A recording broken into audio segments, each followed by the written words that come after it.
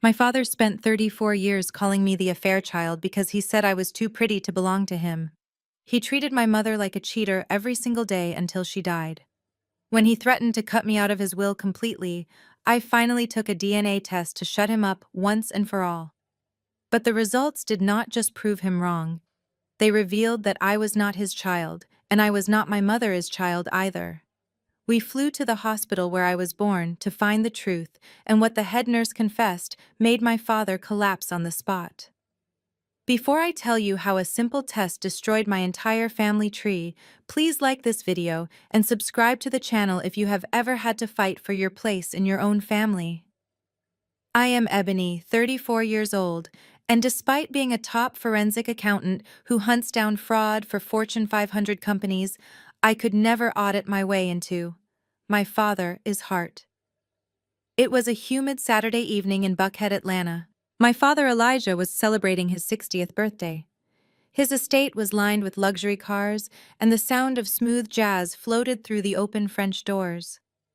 I sat in my car for 10 minutes, just breathing, gripping the velvet box in my passenger seat. Inside was a $40,000 Rolex custom engraved. It was my peace offering. It was proof that I did not need his money, but I still wanted his love.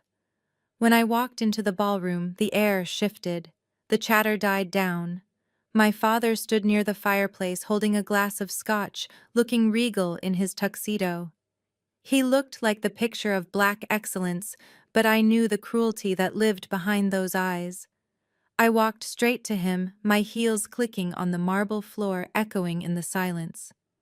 "Happy birthday, Dad," I said, keeping my voice steady. I held out the box. He did not take it. He looked at the box, then at my face with a sneer that twisted his features. He used one finger to push the box away. It fell from my hand and hit the floor with a heavy thud. The expensive watch likely shattered inside, but he did not blink. "Do not use your dirty money to buy me off, Ebony," he said, his voice loud enough for the entire room to hear. "I do not want gifts from an affair child. You are a stain on this family, and you always have been. Look at you. You do not even look like us with your light skin and arrogance." He took a sip of his drink and turned his back on me. I stood there humiliated, feeling the heat rise in my cheeks as 50 pairs of eyes burned into me. I wanted to scream that I was the only one of his children who actually earned my own money, but I bit my tongue until I tasted blood. This was the moment I realized that no amount of success would ever make him see me as his daughter. Before the echo of my father's rejection had even faded, Courtney stepped forward.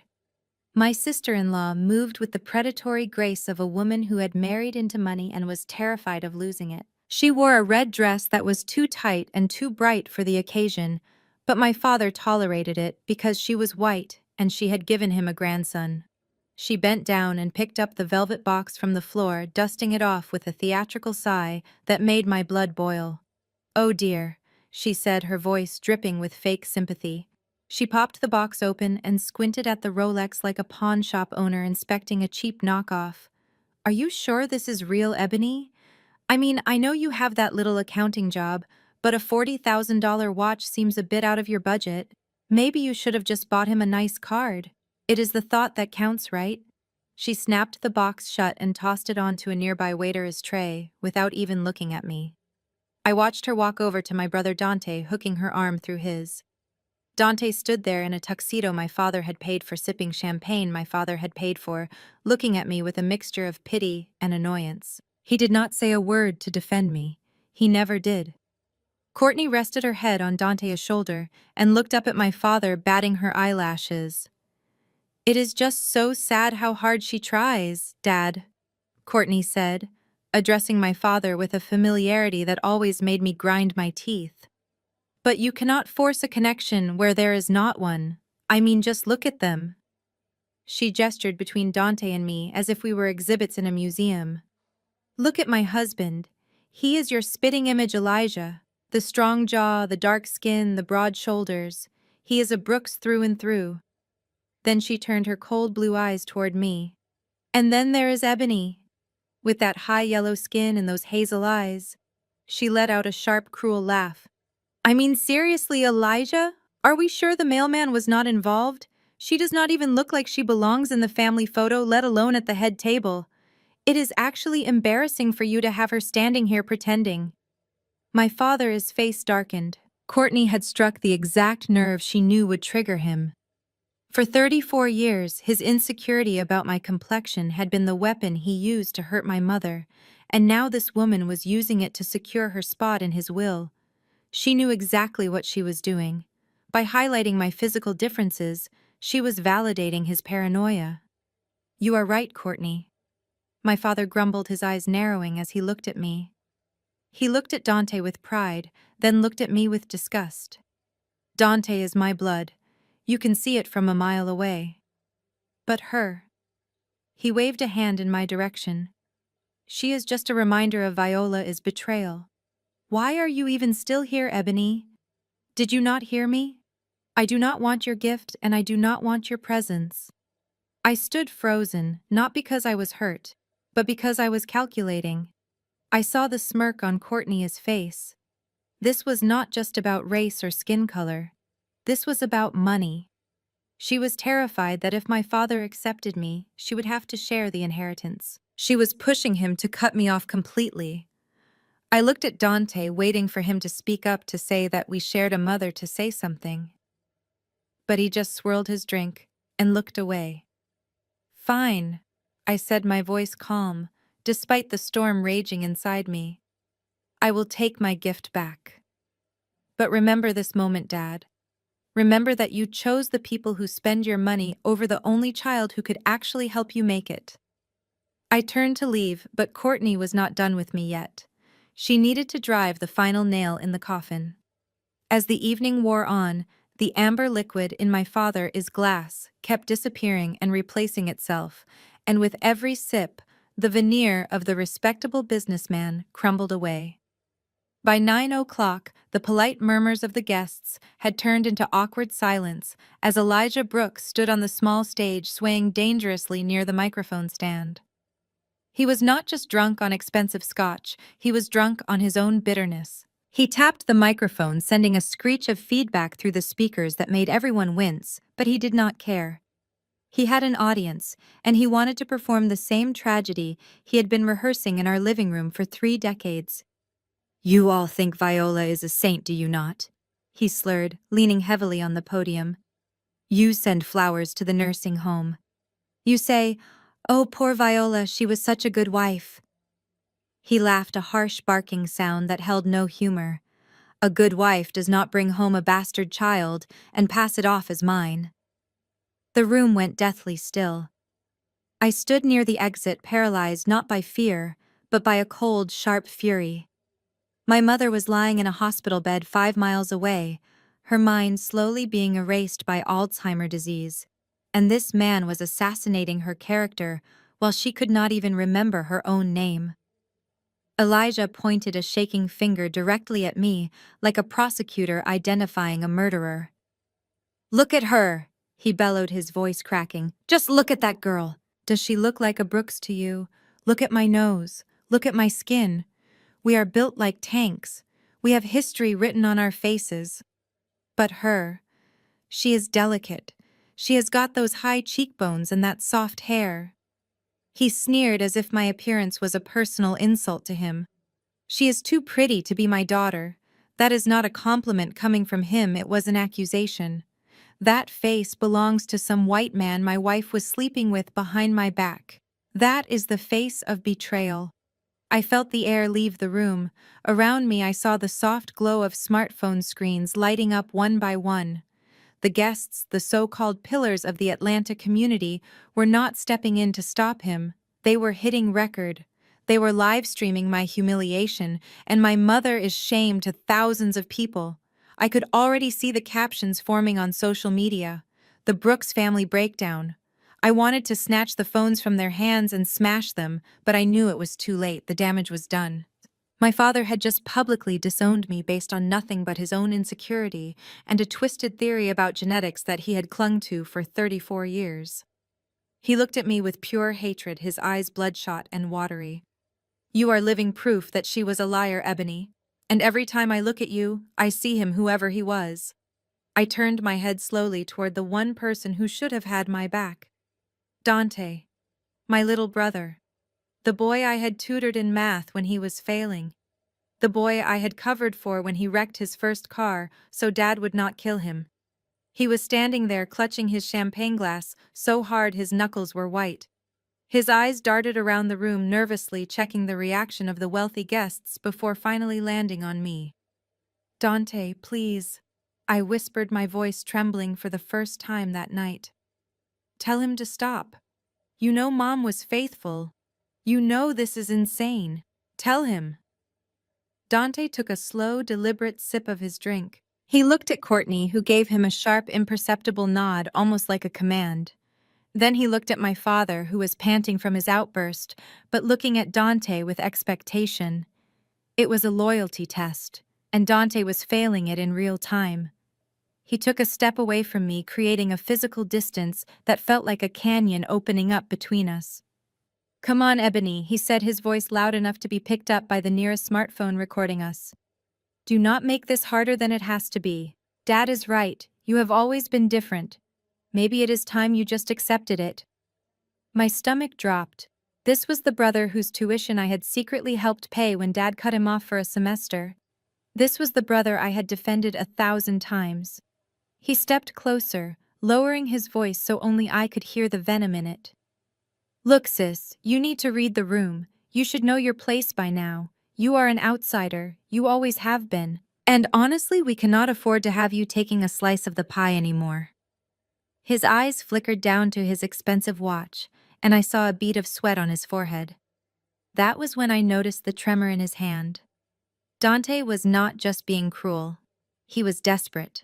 Rumors had been swirling around Atlanta about his underground poker habits, high-stakes games in back rooms. I looked at him, really looked at him, and saw the terror behind the arrogance. He was in deep. He needed the inheritance. All of it.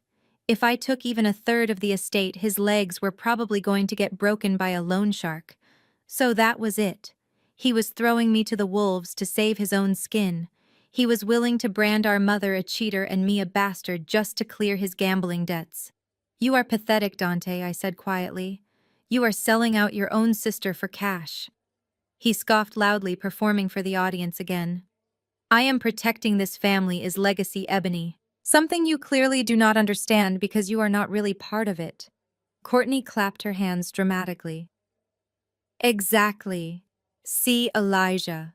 Dante is the only one who truly respects this legacy.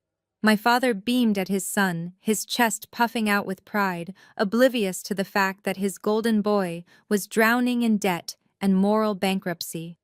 The betrayal stung worse than my father's words. My father had always hated me, so I expected it. But Dante was the one who actually drew blood. I was alone. Completely and utterly alone. Or so they thought. But they forgot one thing. I made a living finding things people wanted to hide, and I was about to expose every single one of them. The silence that followed Dante's betrayal was thick enough to choke on. But Courtney saw an opportunity, and she pounced on it like a starving animal.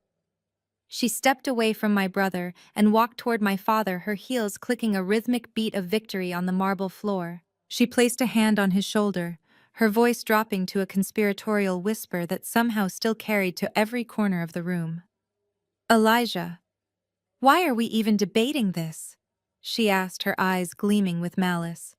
If you are so sure she is not yours, why do we not just prove it? Science does not lie. Let us get a DNA test. Right now. My father looked up at her through his drunken haze, blinking slowly. A test, he muttered. Yes, Courtney pressed on. A paternity test. If the results show she is not your daughter, she loses everything. No inheritance, no trust fund. She has to legally change her last name and leave the Brooks family registry forever. We can finally cut the dead weight and stop pretending. My father slammed his empty glass down on the table, shattering the crystal stem. Done, he roared. I want it done first thing in the morning. I want it on paper so I can throw it in her face and then throw her out of my house." The room erupted in whispers again. I sat there watching them plan my demise. Most people would have run out of that room crying, but I was not most people. I was a forensic accountant. I dealt in facts, figures, and high-stakes negotiations every single day. I calculated the odds in my head. My mother had sworn on her life she was faithful. I believed her. And if I was right, that meant my father was betting against the truth. I stood up slowly, smoothing out the wrinkles in my dress. The movement drew every eye in the room back to me. I walked until I was standing directly in front of my father and Courtney. I looked my father dead in the eye, ignoring the hatred burning there. "I accept your terms," I said, my voice ice cold. "I will take the test. If I am not your daughter, I will walk away and you will never see me again. I will even pay back every cent you spent on my tuition with interest."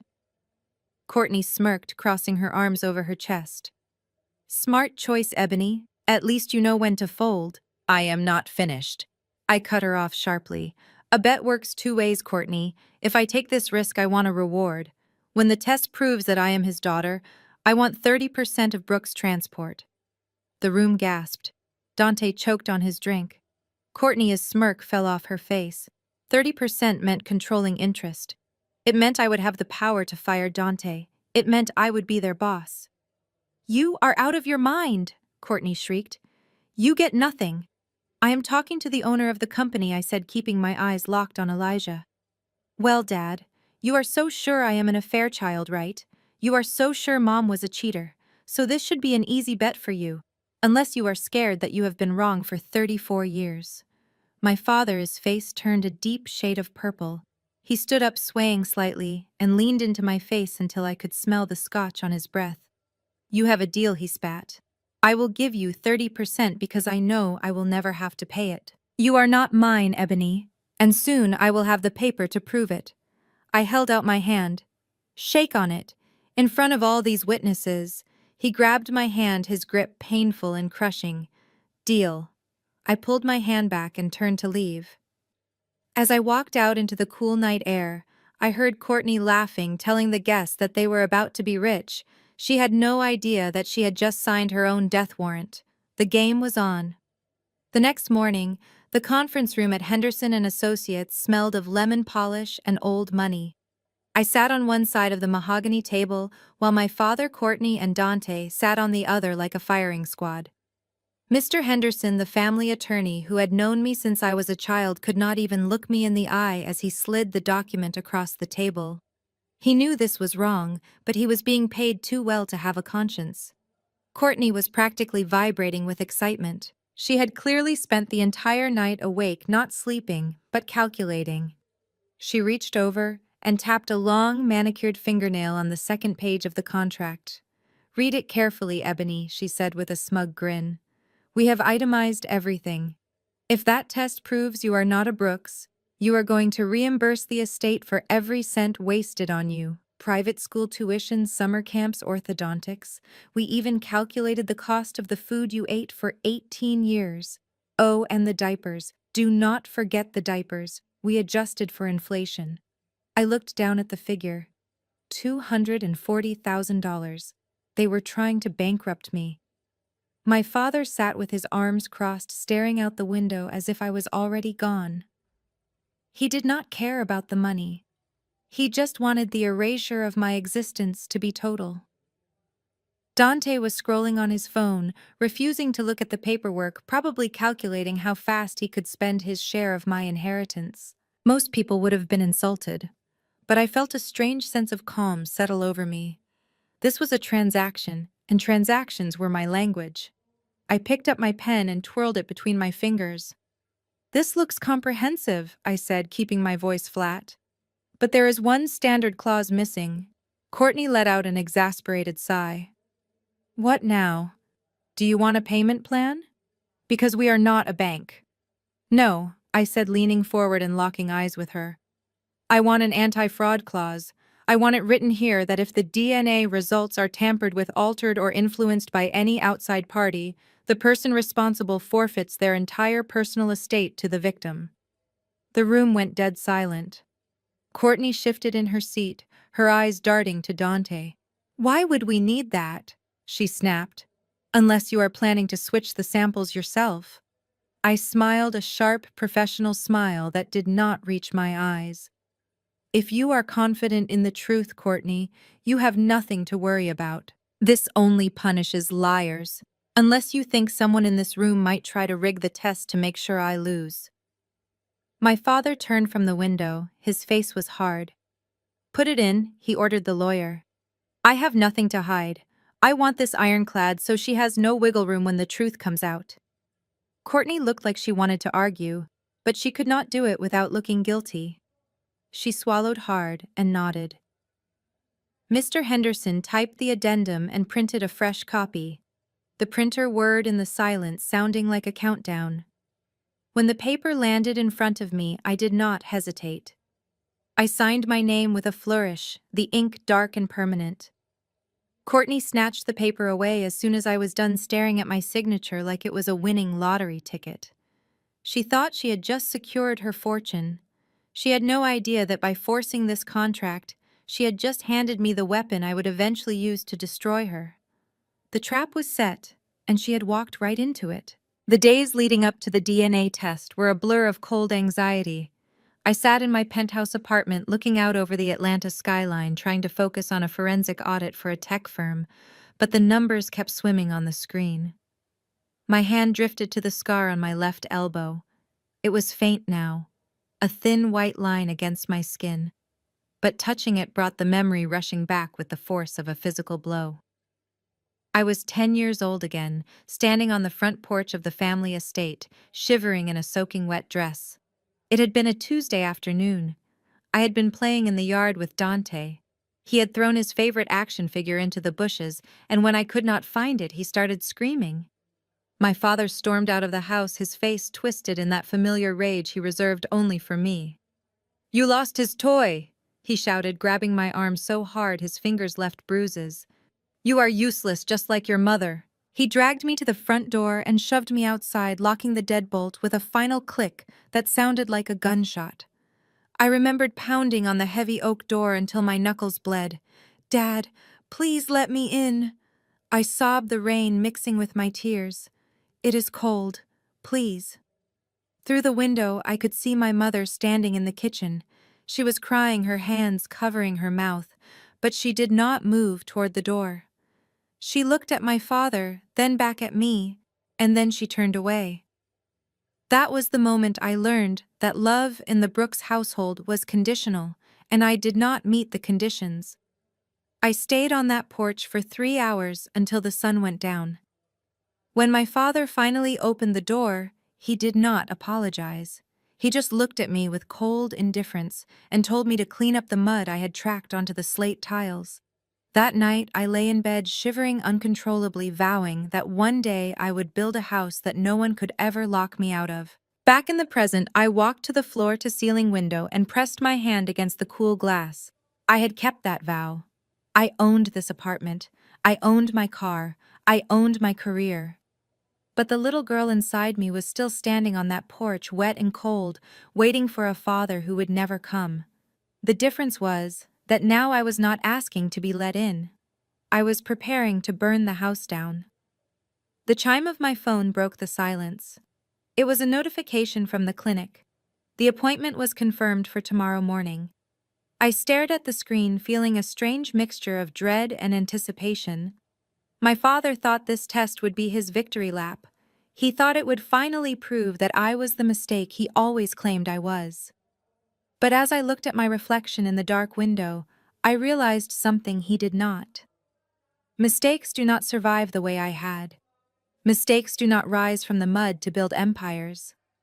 I was not a mistake. I was a reckoning. And tomorrow morning the reckoning was finally coming home.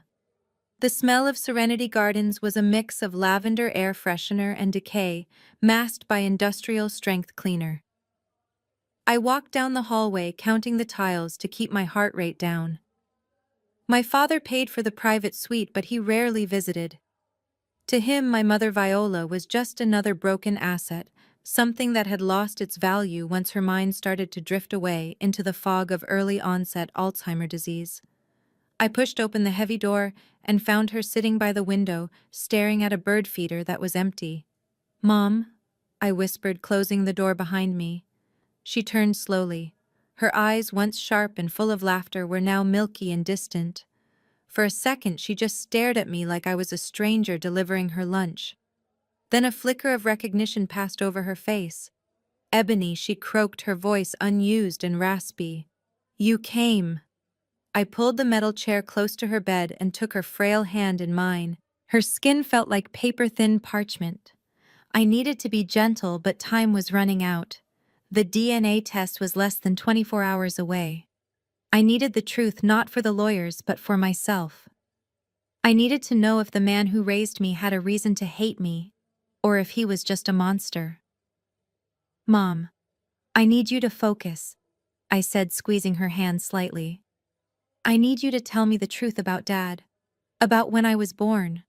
She blinked rapidly, her brow furrowing in confusion. "Elijah," she muttered. "Elijah is angry, always angry." "Yes, he is angry, Mom. He says I am not his. He says you met someone else." I watched her face closely, searching for a flinch, a look of guilt, anything. But she just stared at my hand, tracing the lines on my palm with her trembling finger. The silence stretched out, becoming heavy and suffocating. I felt a lump form in my throat. If she did not deny it, then it had to be true. My entire life I had defended her honor. I had told myself that Dad was paranoid, that he was projecting his own insecurities onto her. But what if he was right? Suddenly her grip on my hand tightened. It was shocking how much strength she still had. She leaned forward, her eyes locking onto mine with a terrifying intensity. "I am sorry," she whispered. My heart stopped. "Sorry for what, Mom?" "I had to," she said, tears pooling in her eyes. "I had to do it, Ebony. He would have killed me. He would have been so broken. I am so sorry." The air left my lungs. There it was, the confession. She was apologizing for the affair. She was apologizing for bringing a child into a home where she knew it would not be welcomed. She was admitting that my existence was a lie she told to save her marriage. I pulled my hand away, feeling like I had been punched in the gut. I stood up, backing away from the woman I had idolized my whole life. She was not the victim I thought she was. She was the architect of my misery. She had let me live in a war zone for 34 years to cover her own tracks. "Rest now, Mom," I said, my voice trembling. I turned and walked out of the room, leaving her crying softly by the window. I walked to my car in a daze. I was going to lose the bet. I was going to lose the inheritance. But worse than that, I had just lost the last person in the world I thought I could trust. I was truly alone now, or so I thought. I had no idea that her apology was not about an affair. It was about a secret much darker and much more dangerous than infidelity. The next morning, I walked into the glass-walled lobby of my accounting firm expecting silence, but instead I was met with whispers. My assistant Sarah, usually cheerful, refused to make eye contact with me. When I reached my desk, there was a memo from Human Resources waiting on my keyboard marked urgent. I did not need to guess who was behind it. Courtney had not been content with waiting for the test results. She had decided to scorch the earth beneath my feet beforehand. I marched into the HR director's office. He looked uncomfortable, sliding a stack of printed emails across the desk. "We received these anonymous tips this morning, Ebony," he said. "They claim you falsified your identity on your background check and that you are currently being sued by your own father for inheritance fraud. They also suggest you might be embezzling client funds to pay for legal fees." The emails were sent from a burner account, but the syntax was unmistakable. It was Courtney. She was trying to get me fired so I would lose the resources to fight them. I assured my boss that the allegations were baseless and part of a domestic dispute. Because I was their top earner, they believed me, but the damage to my reputation was done. I walked back to my office and closed the blinds. Courtney wanted a war, she was going to get one. But she forgot one crucial detail. I was a forensic accountant. I did not just look at money, I tracked it, hunted it, and weaponized it. I opened my laptop and logged into a public records database. If Courtney was trying to destroy my livelihood, I was going to take a look at hers. She acted like the queen of Atlanta society, but I knew my brother Dante was broke, which meant Courtney was spending money she did not have. It took me less than 10 minutes to find the cracks in her facade. Courtney had 5 credit cards maxed out to the limit. Neiman Marcus Saks Fifth Avenue and a platinum visa that was 60 days past due. Her debt-to-income ratio was a disaster. She was floating on minimum payments waiting for my father's inheritance to bail her out. I picked up the phone and called a contact I had at a debt collection agency. "I want to buy a debt portfolio," I said, keeping my voice low. Specifically the outstanding unsecured debt of Courtney Brooks. Since it was considered toxic debt, I bought it for pennies on the dollar. By noon, I was no longer just her sister-in-law. I was her creditor. I drafted a legal notice immediately. It was not a polite request for payment. It was a demand for the full balance of $82,000 payable within 48 hours, or I would file for an immediate freeze on her personal assets, including the luxury SUV she loved so much. I sent it via courier to my father's estate, requiring a signature. 2 hours later, my phone buzzed. It was Courtney. I let it go to voicemail. Then she texted, "You cannot do this." I typed back a single message. "You tried to take my job, so I took your credit score. Pay up or start walking." She had tried to humiliate me at work, but I had just brought the reality of her financial ruin right to her doorstep. She thought she was hunting a rabbit, but she had just stepped on a landmine. The Genesis Institute was located in the most expensive medical district of Atlanta, a building of steel and glass that looked more like a fortress than a clinic. Inside, the air was filtered and freezing cold, smelling of antiseptic and money. I arrived 15 minutes early, sitting in a leather chair that cost more than my first car, keeping my hands folded in my lap to stop them from shaking. This was it, the point of no return. The automatic doors slid open and my family entered like a funeral procession. My father walked in first, his face set in a mask of grim determination. Behind him, a private nurse pushed my mother in her wheelchair. Viola looked small and fragile, wrapped in a cashmere shawl, her eyes darting around the sterile lobby in confusion. Bringing up the rear was Courtney. She was not just walking, she was patrolling, scanning the room as if expecting to find me swapping out vials of blood in the waiting area. When the head nurse called my name, Courtney practically sprinted to the reception desk. "Hold on," she snapped, her voice echoing in the quiet room. "I want to observe the collection process." The nurse, a woman with patience etched into her forehead, shook her head politely. "I am sorry, ma'am, but family members are not allowed in the collection room due to sterility protocols." "I do not care about your protocols," Courtney hissed, pointing a finger at me. "That woman is a professional fraudster. If I do not watch that swab go from her mouth into the sealed tube, she will find a way to switch it.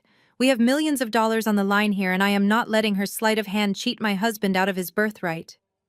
My father stepped forward, placing a heavy hand on the counter. "Let her in," he commanded. "If you want my money, you will let my daughter-in-law supervise. I do not trust the girl either." The nurse looked at me. I simply shrugged. "Let her watch," I said calmly. "Let her see exactly who I am." We filed into the examination room. It was small and white. I went first. I opened my mouth and let the nurse scrape the inside of my cheek. Courtney stood 2 feet away, watching with the intensity of a hawk watching a field mouse. She tracked the swab as it went into the tube and watched the nurse apply the barcode. Next was my father. He glared at me the entire time the swab was in his mouth, as if he could expel me from his genetics through sheer force of will. Finally, it was my mother's turn. She was frightened by the nurse represent's gloves and tried to turn her head away. "It is okay, Mom," I said, stepping forward instinctively. Do not touch her, Courtney barked, stepping in front of me. Do not let her near Viola. She might try to contaminate the sample. I froze, my hands curling into fists. I watched as the nurse gently coaxed my mother into opening her mouth. When the swab was secured and sealed in the evidence bag, the tension in the room was thick enough to suffocate us. The nurse placed all 3 tubes in a biohazard box and locked it with a loud click. Results will be expedited, the nurse said. You will hear from us in 48 hours. We walked out of the clinic in silence. The sun outside was blindingly bright, a stark contrast to the Cold War we had just left behind. My father refused to look at me as he got into his limousine. Courtney gave me one last smirk, a look that said, "Pack your bags." They thought the test was the end of me. They had no idea it was the beginning of the end for them. The week of waiting felt like a slow suffocation. But the morning of the revelation finally arrived. We gathered back in the conference room at Henderson and Associates. The atmosphere was less like a legal meeting and more like a twisted coronation. My father had actually brought a chilled bottle of Dom Perignon and a set of crystal flutes, placing them in the center of the table as if to say the celebration was a foregone conclusion. He sat at the head of the table, drumming his fingers on the mahogany wood with a rhythm that screamed impatience. Courtney sat to his right, looking like a cat that had already swallowed the canary and was just waiting to digest it. Mr. Henderson walked in precisely at 9 o'clock.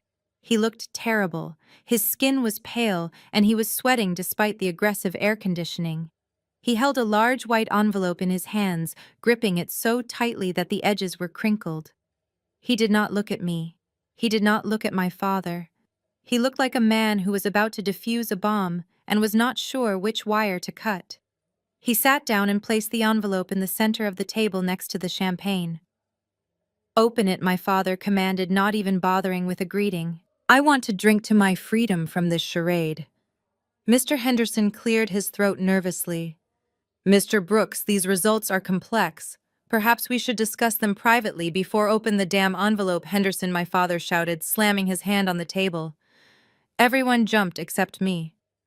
I sat perfectly still, my hands folded in my lap, preparing myself for the blow I knew was coming. With shaking hands, the lawyer slid a letter opener under the flap and sliced the paper. The sound was sharp and loud in the silent room. He pulled out a document with the logo of the Genesis Institute at the top. He took a deep breath, adjusting his glasses. We tested the genetic markers of Elijah Brooks against the subject. Ebony Brooks, to determine biological paternity. He read, his voice trembling slightly. The results indicate that the probability of paternity is 0%. The silence held for exactly 1 second before it was shattered by my father's laughter. It was a loud, booming sound that lacked any warmth. He threw his head back, clapping his hands together in a display of triumphant cruelty. "I knew it," he roared, standing up and pointing a finger directly at my face. "I told you. For 34 years I told everyone who would listen. You are not a Brooks. You are nothing to me." Courtney let out a squeal of delight, grabbing Dante's arm. "We won. Oh my God, we actually won." My father grabbed the champagne bottle and popped the cork, the foam spilling over onto the legal documents. He did not care. He poured a glass and raised it toward me, his eyes shining with malice. "Here is to the truth, Ebony, or whatever your name is. You are a bastard, a fraud, and now you are legally nothing. Get out of my sight. Get out of my life. You owe me tuition. You owe me for the food you ate. I want you ruined." I watched him celebrate my erasure. He looked so happy, so vindicated. He thought the game was over. He thought he had just won the jackpot. He had no idea that the piece of paper Mr. Henderson was still holding contained a second paragraph. A paragraph that would turn his victory into a nightmare. I remained seated, my expression unreadable. "Are you deaf?" my father sneered. I said, "Get out. You lost the bet." "Sit down, Elijah," I said, my voice cutting through his celebration like a razor. "Mr. Henderson is not finished reading." Mr. Henderson cleared his throat loudly, cutting through my father's tirade like a knife. "Mr. Brooks, please sit down," he said, his voice trembling but firm. My father stopped mid-laugh, the champagne glass halfway to his mouth. He looked at the lawyer with annoyance, as if he were a servant speaking out of turn. Why, he demanded, his eyes narrowing. I have the proof right here. She is out. Done. The case is closed. Henderson looked down at the second page of the document, his knuckles white as he gripped the paper.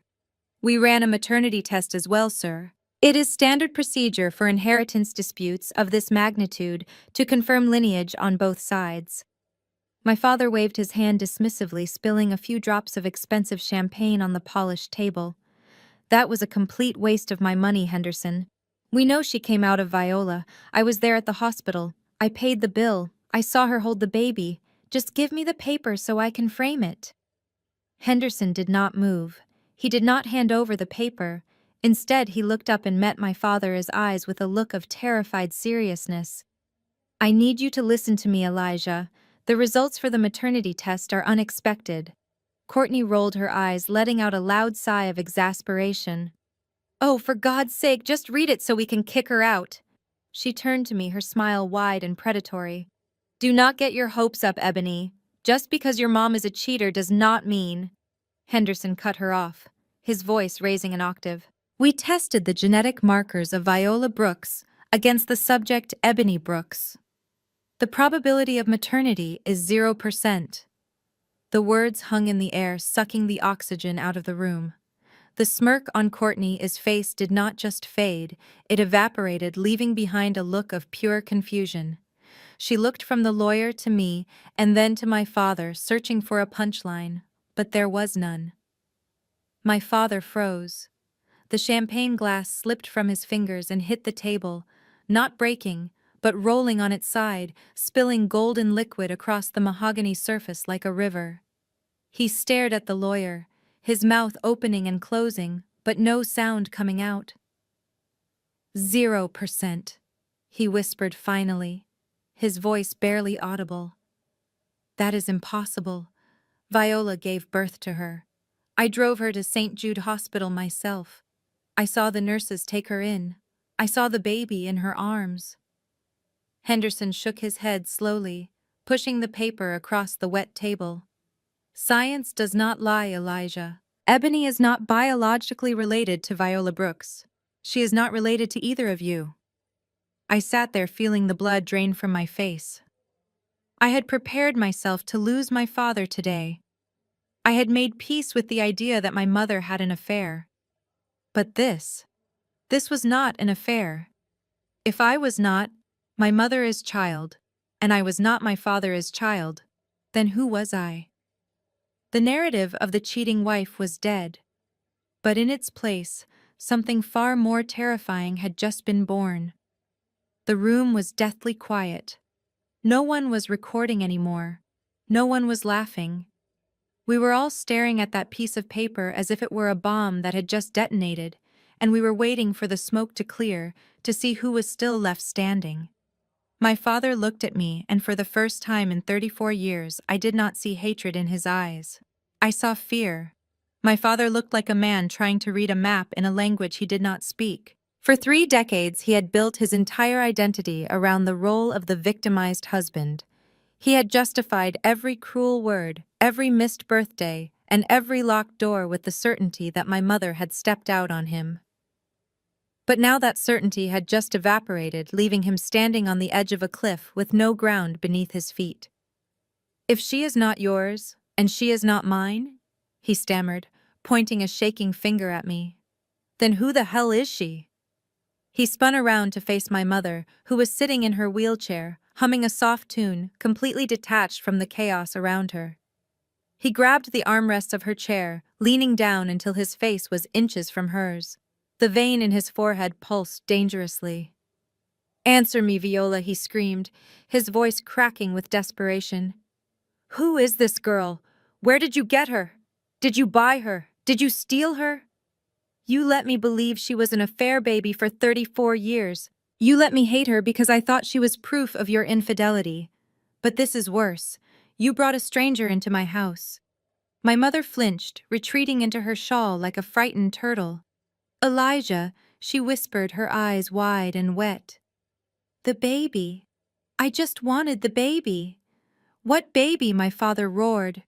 We had a baby. You went to the hospital pregnant. You came home with a baby. What did you do with our child Viola? Did our baby die? Did you swap them? Courtney stood in the corner, her mouth hanging open. For the first time, she had nothing to say. Her entire strategy had relied on proving I was illegitimate.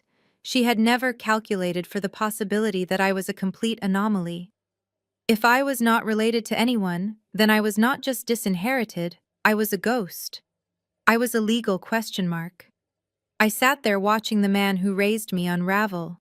I should have felt relieved. The stigma of being the affair child was gone, but a cold hollowness replaced it. If I was not related to Viola, then who was I? Where did I come from? The woman I had loved and cared for, the woman whose hand I held through chemo and memory loss, was not my mother. Elijah, please, the nurse interjected, trying to step between them. You are upsetting her. Her blood pressure is spiking. I do not care about her blood pressure, my father yelled, shoving the nurse aside. I care about the fact that I have been feeding, clothing, and educating a random girl for half a lifetime. He turned back to me, his eyes wild. And you must have known. You and her were always thick as thieves. Did she tell you? Did you two laugh about it behind my back? I did not know, I said, my voice quiet, but steady. I found out 10 minutes ago, just like you. But unlike you, I am not worried about the money, Elijah. I am worried about the truth. My father ran a hand over his face, pacing the length of the room like a caged tiger. He kicked a chair, sending it skidding across the floor. This is a nightmare, he muttered. A complete nightmare. I raised a stranger. I gave my name to a stranger. He stopped pacing and looked at my mother with a look of pure disgust.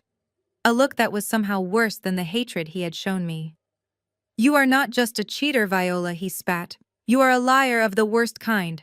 And I am going to find out exactly what you did, even if I have to tear that hospital apart brick by brick. He grabbed his coat and stormed toward the door. We are going to St. Jude, he commanded, right now.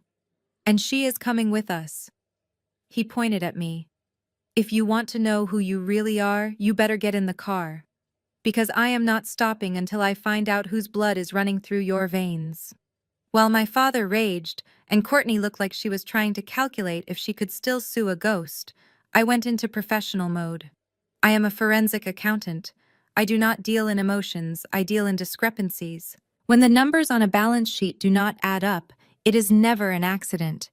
It is always a cover-up. And this was the biggest discrepancy of my life. I sat back in my chair and let the noise of my family wash over me. My father was screaming about lawsuits. Courtney was frantically texting, probably her divorce lawyer. But I was looking at the timeline in my head. October 14th, 1990. St. Jude Hospital. My father claimed he drove my mother there. He claimed he brought us home. If I was not Viola's biological child, there were only two possibilities. One, she knowingly adopted me and lied about it, which seemed unlikely given her terrified reaction. Or two, she went into that hospital with one baby and came out with another. I looked at my mother, still trembling in her wheelchair. She was not a mastermind. She was a woman who had been broken by fear. She would not have the capacity to orchestrate a complex adoption fraud.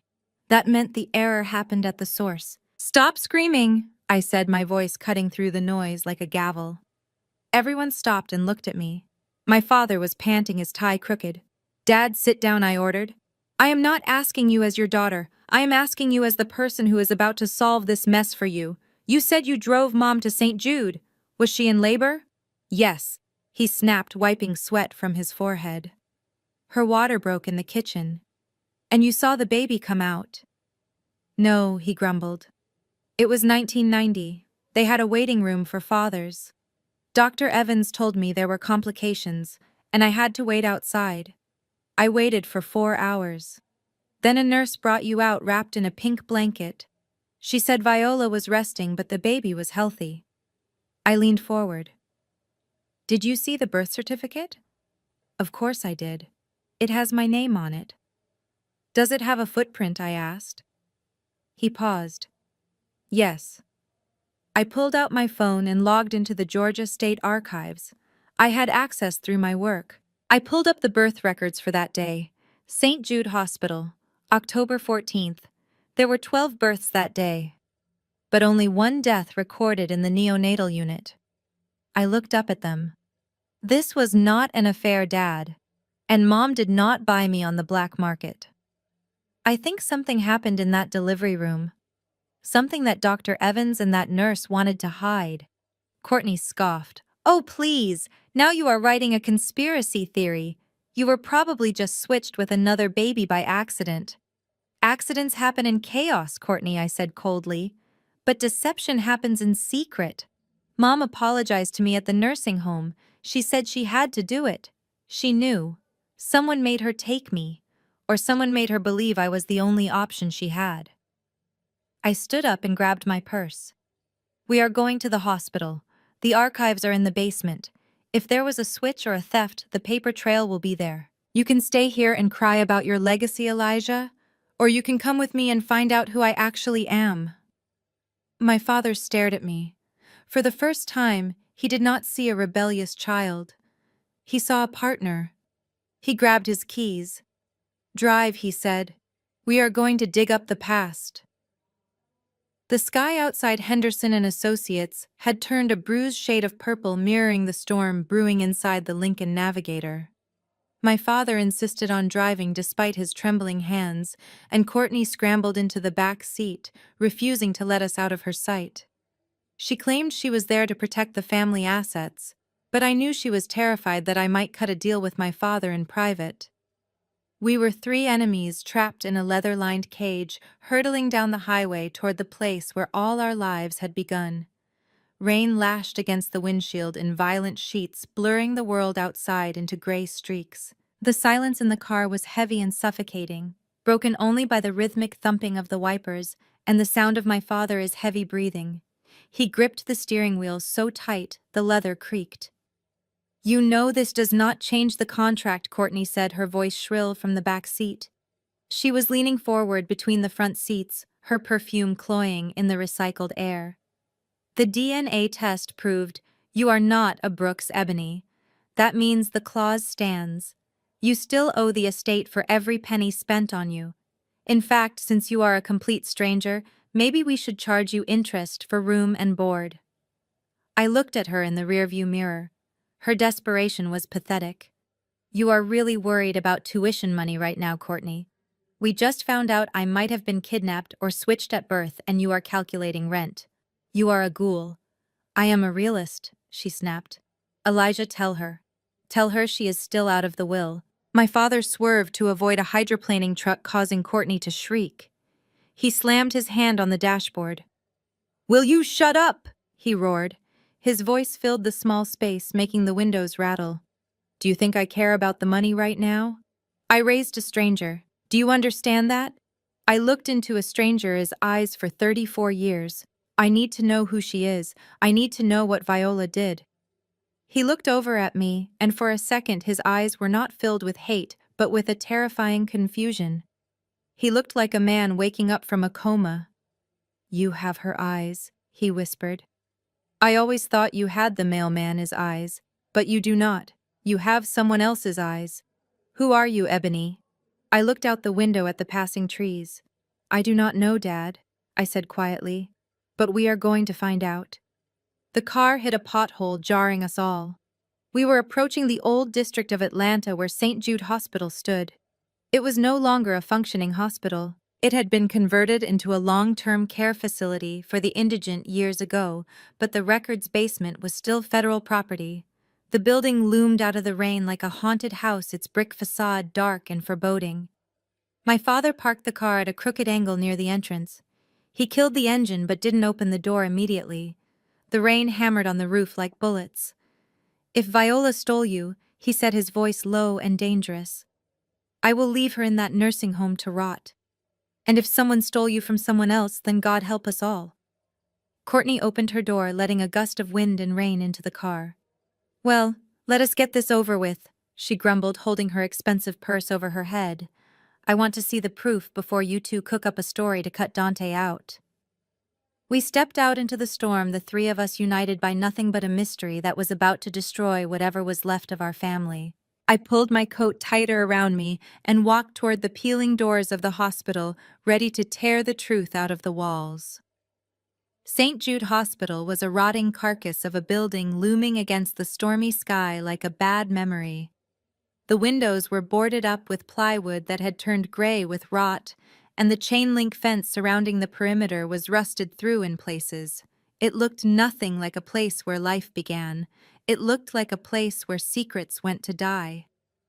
We stood at the service entrance soaking wet in our formal wear, looking like ghosts who had taken a wrong turn on the way to a funeral.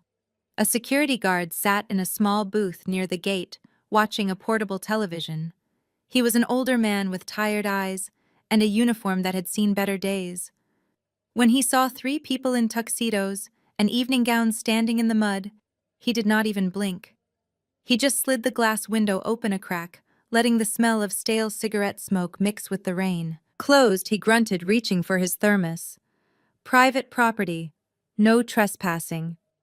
My father did not speak. He simply reached into his tuxedo jacket and pulled out a gold money clip. He peeled off 5 $100 bills, his hands shaking slightly from a mixture of cold and adrenaline. He shoved the wet cash through the crack in the window. "We need to access the archives," my father said, his voice rough. 1990. "We will be in and out in an hour." The guard looked at the money, then at the Lincoln Navigator parked crookedly on the curb. He buzzed the gate open without asking another question. Money was the only language that still worked in this part of town. We walked through the heavy steel doors and into the main hallway.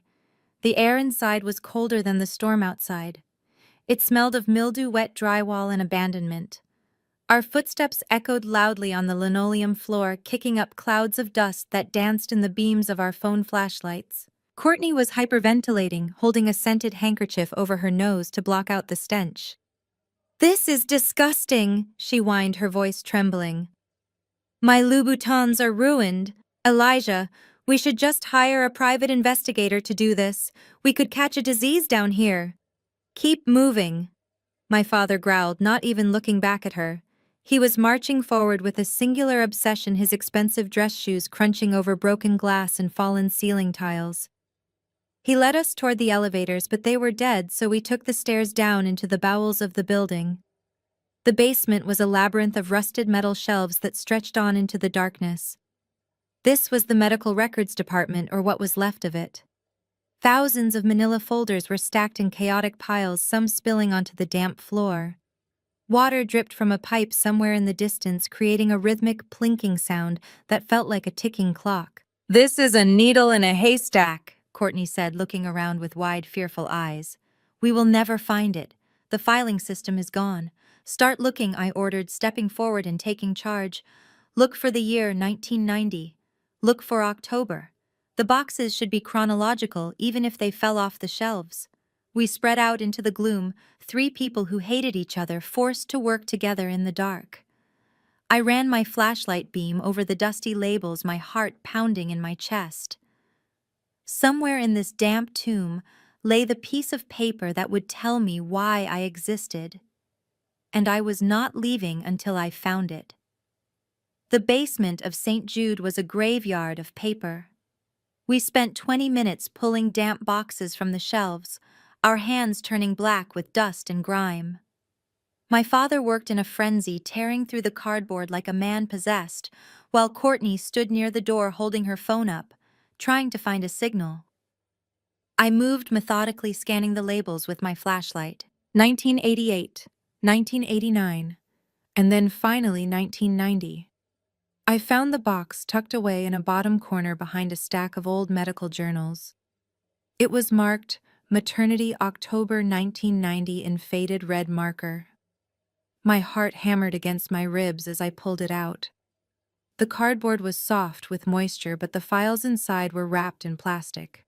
"I found it," I said, my voice echoing in the dark cavern. My father was at my side in an instant. "Open it," he commanded, breathless. "Find October 14th. I sat on a crate and peeled back the plastic. The files were alphabetized. I flipped past Adams and Baker until I landed on Brooks. Viola Brooks, room 302, admitted at 4 a.m. Here it is, I whispered. My hands were shaking as I opened the manila folder. The first page was the admission form with my father's signature at the bottom. I saw his handwriting strong and confident, authorizing the hospital to treat his wife. But when I turned the page to look for the delivery notes and the infant identification form, my stomach dropped. The pages were gone. They had not fallen out. They had not rotted away. I ran my finger along the spine of the folder. There was a jagged edge where paper had been violently ripped out. Someone had purged the record. "It is empty," I said, holding the folder up to the light. "The birth certificate, the footprints, the doctor's notes, they are all gone." My father snatched the folder from my hands, staring at the empty space with disbelief. "This is impossible," he muttered. "Who would do this? Who would come down here and tear out the record of a baby's birth?" Courtney stepped forward, looking over his shoulder. "Well, that settles it," she said with a shrug. "It is a dead end. We should just go home. Clearly, whatever happened was meant to stay buried." "No," I said, standing up. "You do not destroy evidence unless there is a crime to hide. If I was just a mistake or an affair baby, nobody would care enough to break into an abandoned hospital to scrub the file. This proves that my birth wasn't just a secret. It was a cover-up." I took the folder back from my father and shone my light on the inside back cover. There was a small index card stapled there listing the staff on duty that night. Most of the names were faded, but one was written in bold ink at the top of the shift list. Head nurse, Hattie May. "I know that name," my father said, his eyes narrowing. "She was the one who brought you out to me. She was the one who told me I could not go into the delivery room." "Then she is the key," I said, snapping a picture of the card. "If she was the head nurse, she signed off on everything. And if she is still alive, she is the only person left who knows why those pages are missing. We are not going home, Courtney. We are going to find Hattie May. Finding a ghost is easy if you know which digital gravestones to look under." While my father paced around the damp basement of St. Jude, cursing the empty file folder, I turned my phone into a command center. I logged into a skip tracing database that I usually use to track down executives fleeing with company assets. Hattie Mae Williams, age 82, no active credit cards, no mortgage history, no social media footprint. She was living in the shadow economy, a place where people go when they want to be forgotten. It took me 7 minutes to find a match. A utility bill for a small apartment in a government-subsidized housing complex called the Towers on the south side of the city. It was less than 10 miles away, but in Atlanta, 10 miles can be the difference between a mansion and a war zone. "We have an address," I said, pocketing my phone. "Get in the car." The drive was a descent into a different world. As the Lincoln Navigator glided past the manicured lawns of Buckhead and into the cracked pavement of the Bluffs, Courtney locked her door. The streets here were lined with boarded-up storefronts and flickering streetlights that buzzed like dying insects. We parked in front of the Towers, a concrete monolith that looked more like a prison than a home. "You cannot be serious," Courtney hissed, clutching her designer bag to her chest. "She lives here." "Elijah, we are going to get carjacked. We should call the police and have them bring her to us. The police need a warrant, Courtney," I said, opening the door. "We have cash and desperation. Move." We bypassed the lobby, which smelled of bleach and stale urine, and took the stairs to the 4th floor because the elevator was out of order. My father was breathing heavily, his expensive Italian loafers slipping on the dirty concrete steps. He looked out of place, a king wandering through the ruins of a kingdom he had ignored. Apartment 4B was at the end of a long, dim hallway. The door was peeling paint, revealing layers of green and beige underneath. There was no welcome mat, just a heavy steel security gate. I could hear the faint sound of a television inside. A game show. The Wheel of Fortune spinning. I knocked on the metal frame. The sound was sharp and aggressive. "Hattie Mae Williams," I called out. The television volume instantly cut off. Silence. I knocked again, harder this time. "We know you are in there, Hattie. My name is Ebony. I was born at St. Jude Hospital on October 14th, 1990. We found the file. We saw your name." I heard the shuffle of slippers on linoleum. Then the sound of a deadbolt sliding into place. Not unlocking, but locking. She was fortifying herself. "Go away," a voice trembled from behind the door. It was old and brittle like dry leaves. "I do not know you. I do not know any Ebony. You ripped the pages out." "Hattie," my father boomed, his voice echoing in the hallway. He stepped in front of me, losing his patience. "I am Elijah Brooks. You remember me. You told me I could not see my wife. Open this door before I kick it down." "You are dead," the voice shrieked from inside. "You are all supposed to be dead. Go away. The devil is not welcome here." She was terrified, but her words sent a chill down my spine. She did not say she didn't remember. She said we were supposed to be dead. That meant she knew exactly who we were, and she had been living in fear of this knock for 34 years. I put a hand on my father's chest, pushing him back. Anger would not work here. Fear was the lock, and only the truth could be the key. I leaned my forehead against the cold metal door. "Hattie, listen to me," I said, softening my voice. "We are not dead. But the lies are. I am not here to hurt you. I just want to know whose blood is inside me. Please, just open the door." The deadbolt slid back with a grinding sound that echoed in the concrete hallway like a casket closing.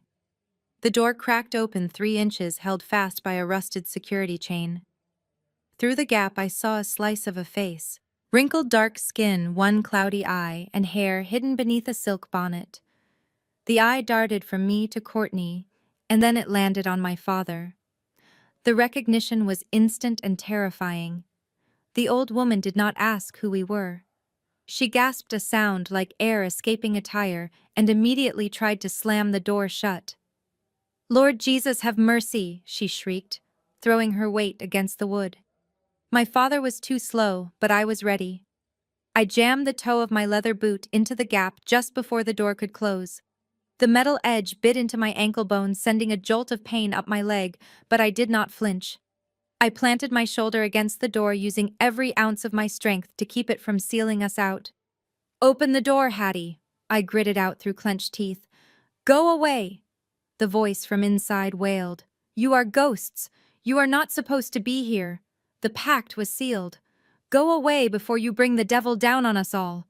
My father threw his shoulder against the door next to mine. "Open it!" he roared, his voice booming in the narrow space. "I am Elijah Brooks. You know who I am. You took my money that night. Now you are going to give me the truth." Courtney stood back near the stairwell, clutching her purse, looking at the peeling paint with disgust. "Just kick it down, Elijah," she hissed. "She is 80 years old. She cannot stop you." I ignored Courtney and focused on the sliver of face visible through the crack. Hattie was pushing with surprising strength, fueled by pure panic. I could hear her praying, mumbling scripture under her breath in a frantic rhythm. "Hattie, stop," I said, keeping my voice low and intense. "Look at me. Stop looking at him and look at me." The pressure on the door eased slightly. The cloudy eye shifted to meet mine. I stared right back, letting the hallway light illuminate my face. My hazel eyes, the skin tone that had been the source of my family, is misery for 3 decades. "Do you know who I am, Hattie?" I asked. She stopped pushing, her breath hitched in her throat. "I am the baby from room 302, I said. "I am the girl you handed to Viola Brooks on October 14th, 1990. I am the reason you tore those pages out of the file." The chain rattled as her hand trembled against the door frame. "You grew up," she whispered. Her voice was filled with a mixture of wonder and horror. "You actually grew up." "I did," I said. "But I grew up in a war zone because of what you did. My father hates me. My mother is dying with a secret that is eating her alive. And I do not know who I am. You are the only one who knows Hattie. You are the only one left. The door went slack. She stepped back and I heard the sound of the chain sliding out of its track. The door creaked open, revealing a small, dimly lit apartment that smelled of old incense and regret. Hattie Mae Williams stood in the center of the room, clutching a rosary to her chest, looking like a woman waiting for the executioner. "Come in," she whispered. "I knew this day would come. I just prayed I would be dead before it did." The small apartment smelled of mothballs and fear. Hattie Mae shuffled backward until her legs hit the edge of a worn floral sofa, and she collapsed onto it, clutching her rosary so tight her knuckles looked like polished mahogany. She refused to look at my father, who was looming in the doorway like a thundercloud. Instead, she stared at a spot on the carpet, shaking her head rapidly. "I did not do anything," she mumbled, her voice rising in pitch. "I am just a retired nurse. I took care of babies. That is all. I do not know about missing pages. I do not know about stolen children.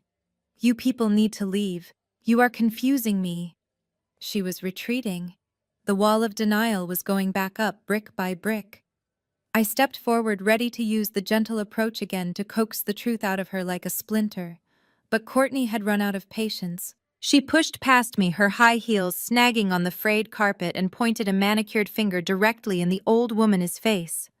"Oh, cut the act, you old witch," Courtney snapped. "We know exactly what you did. You kidnapped a baby. That is a federal crime. Do you know what happens to baby snatchers in prison?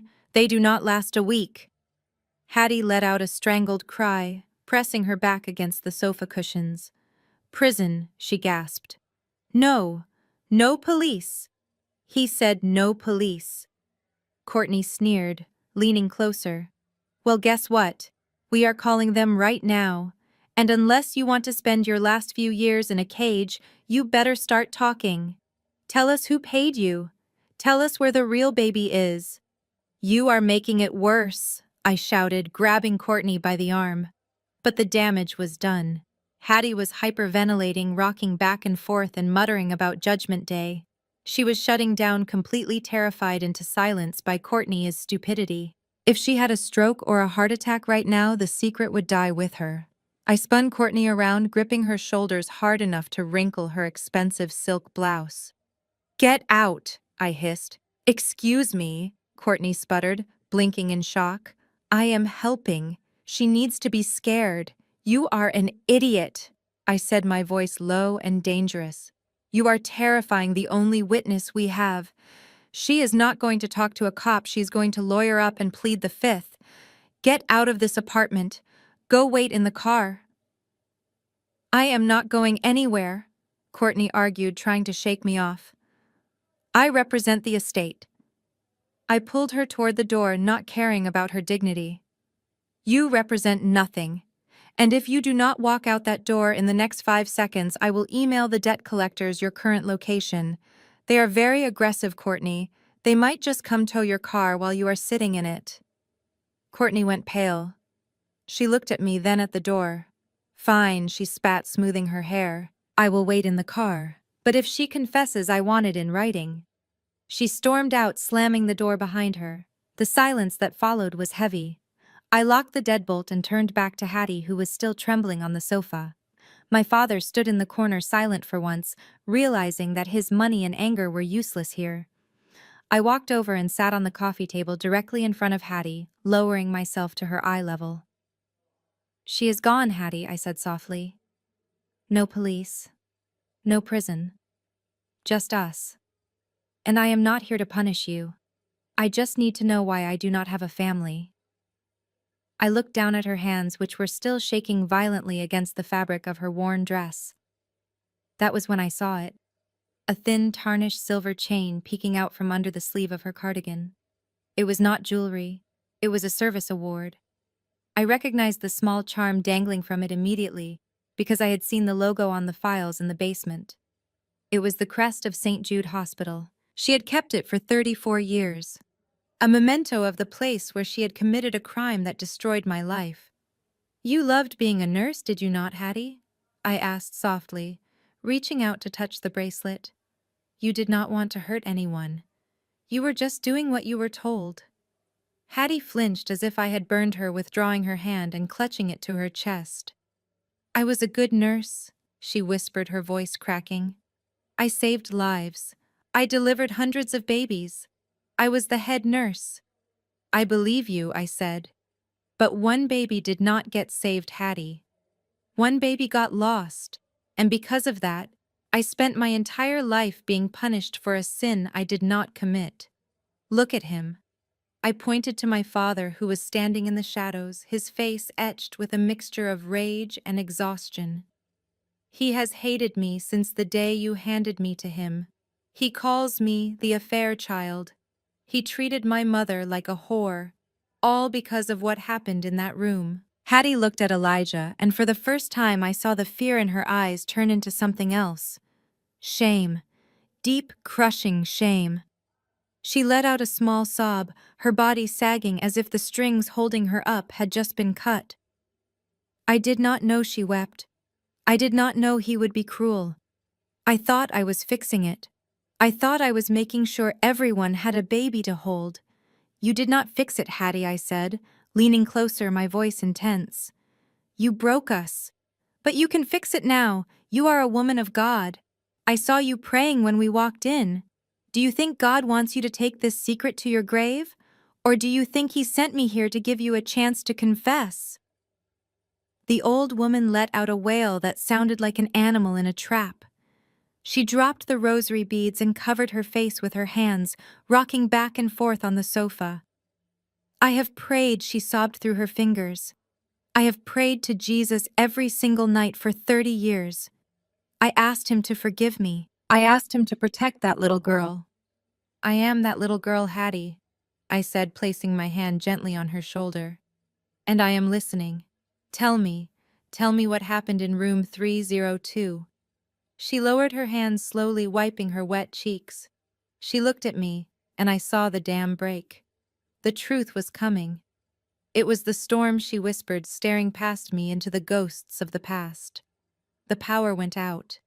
The generators were failing. It was chaos. And then the silence came.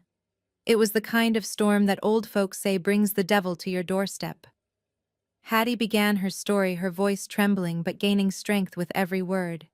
She looked past me, past my father, staring into a memory that had haunted her for 3 decades.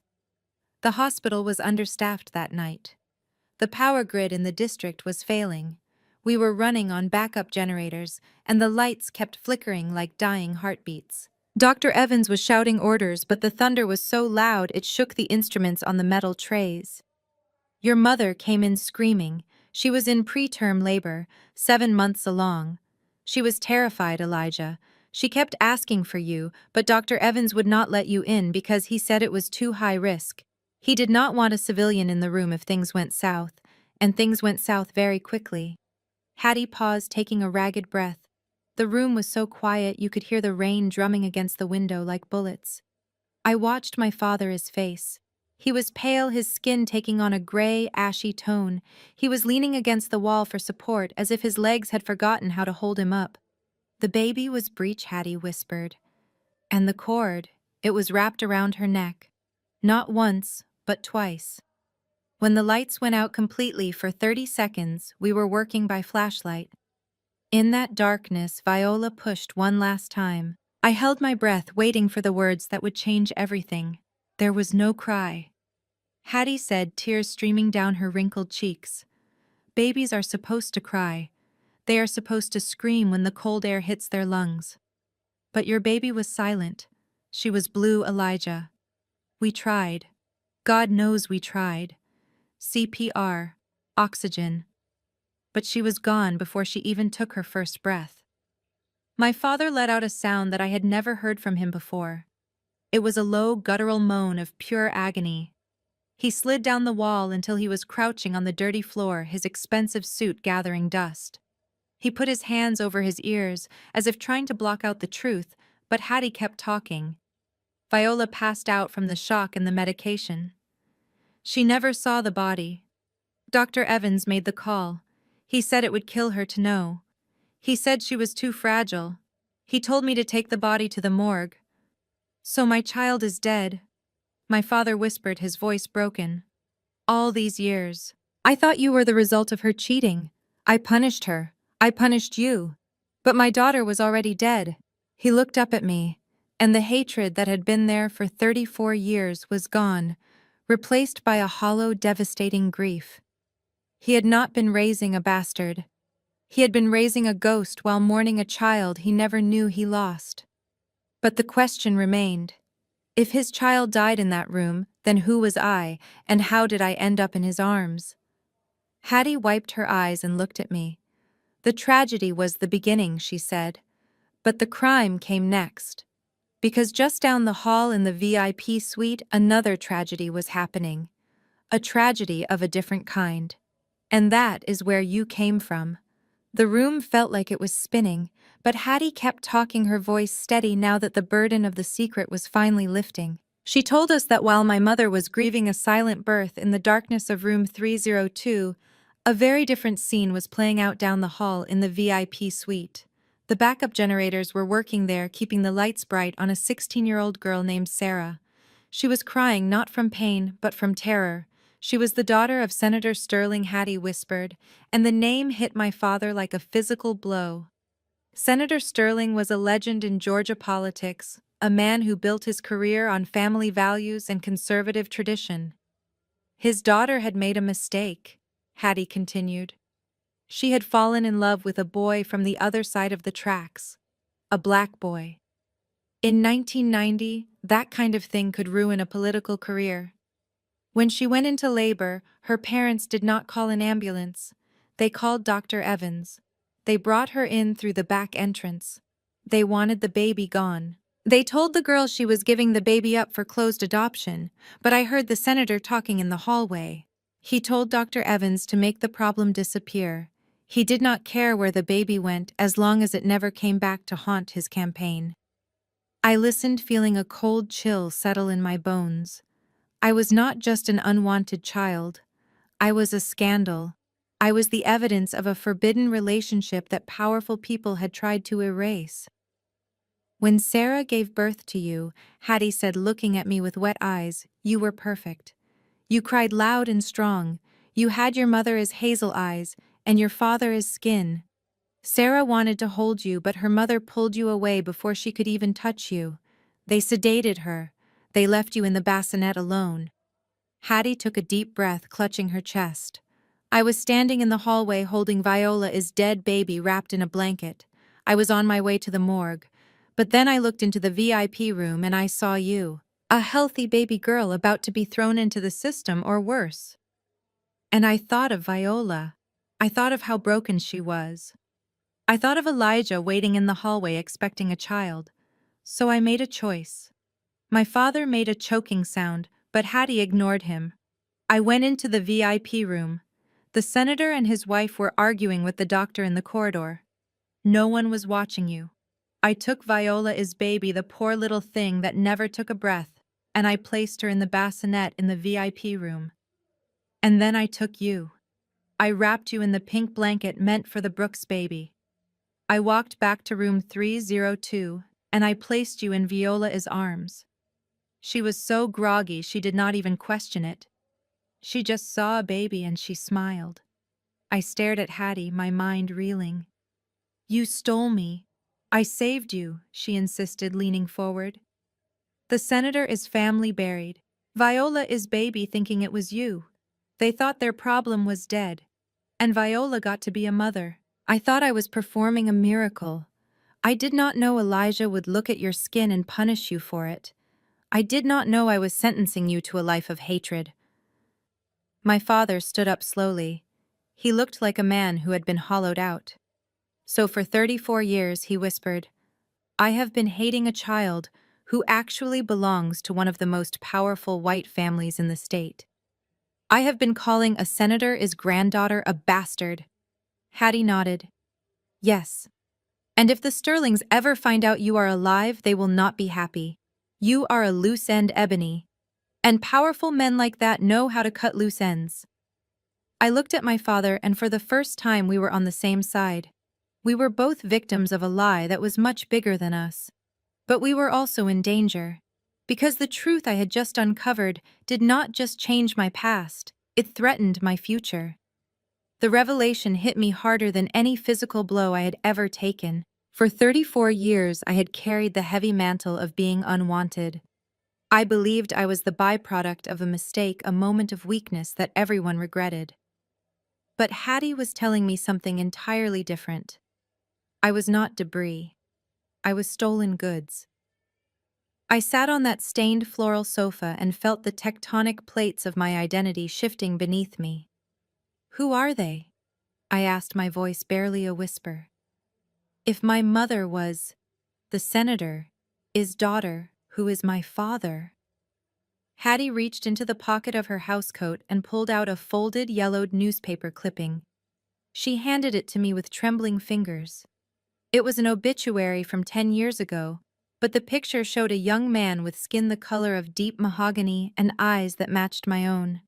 His name was Marcus, Hattie said softly. He was not just some boy from the wrong side of the tracks. He was a prodigy, a cellist. He met Sarah at the conservatory.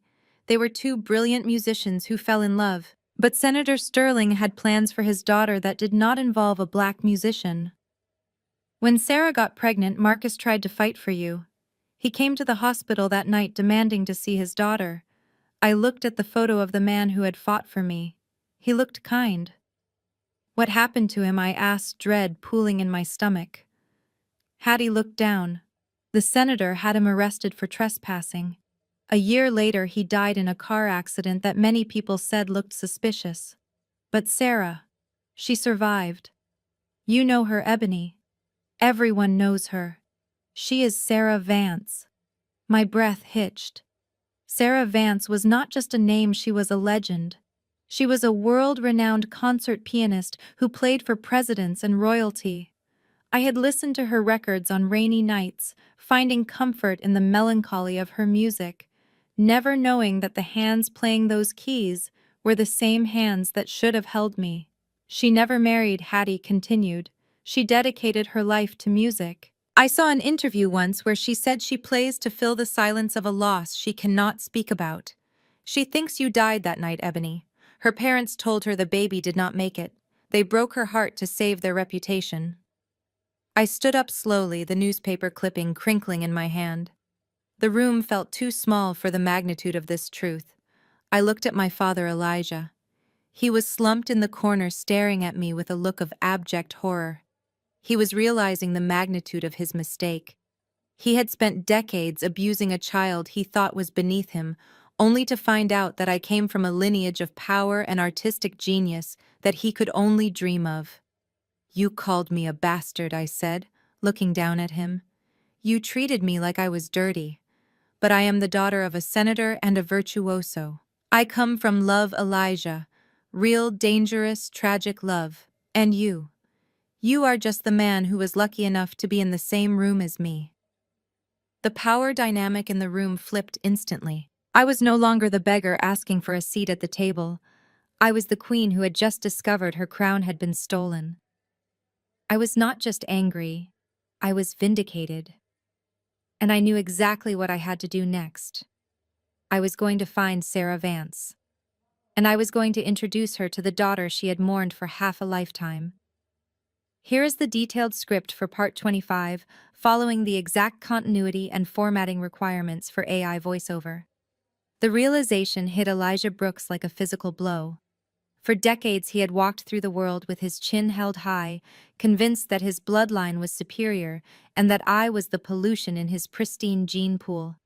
He had mocked my hair, my skin, and my ambition. He had spent every Thanksgiving dinner making me feel small so he could feel big. But now he was standing in a run-down apartment facing the truth that I was not the one who was beneath him. In the twisted hierarchy of class and power that he worshipped, I was the one who was out of his league. Senator Sterling. He whispered the name tumbling from his lips like a prayer.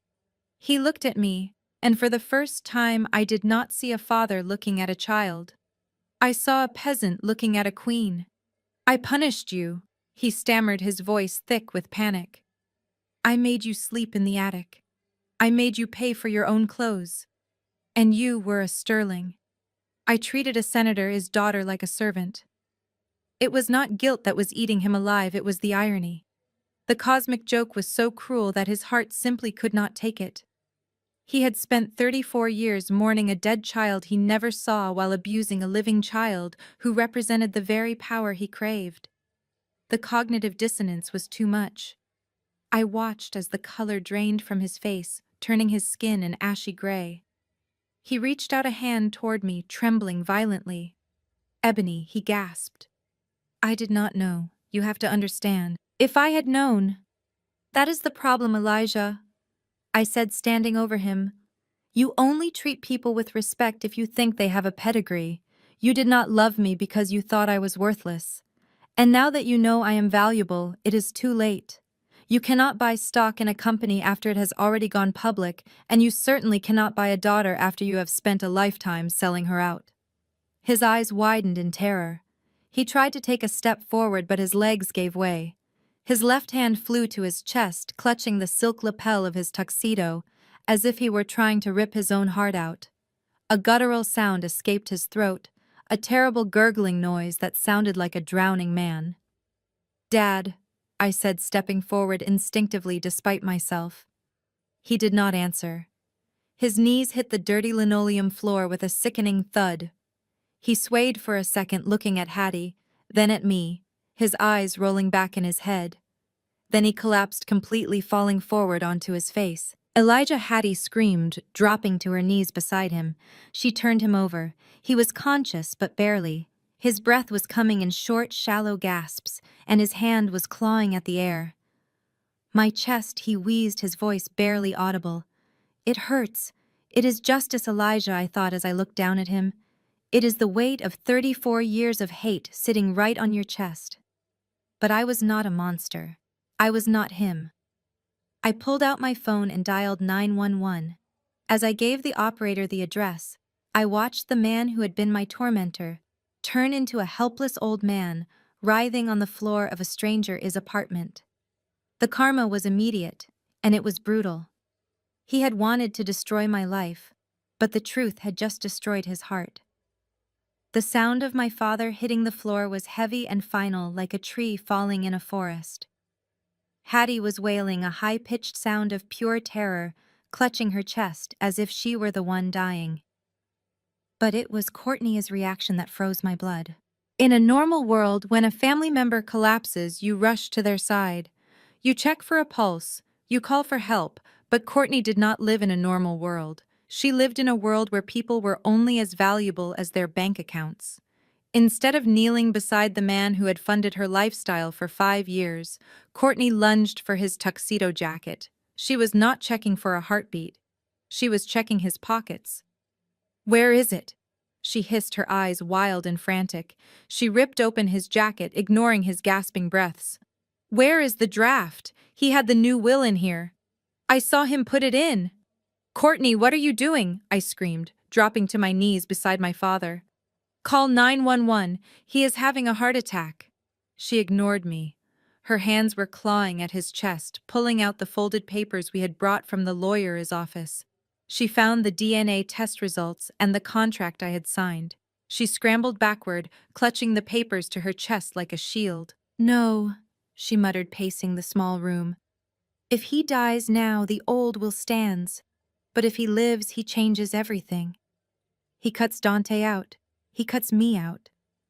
She looked at me, and her eyes were completely void of humanity. "Do not call them Ebony. Just wait. Just give it 10 minutes. Let nature take its course."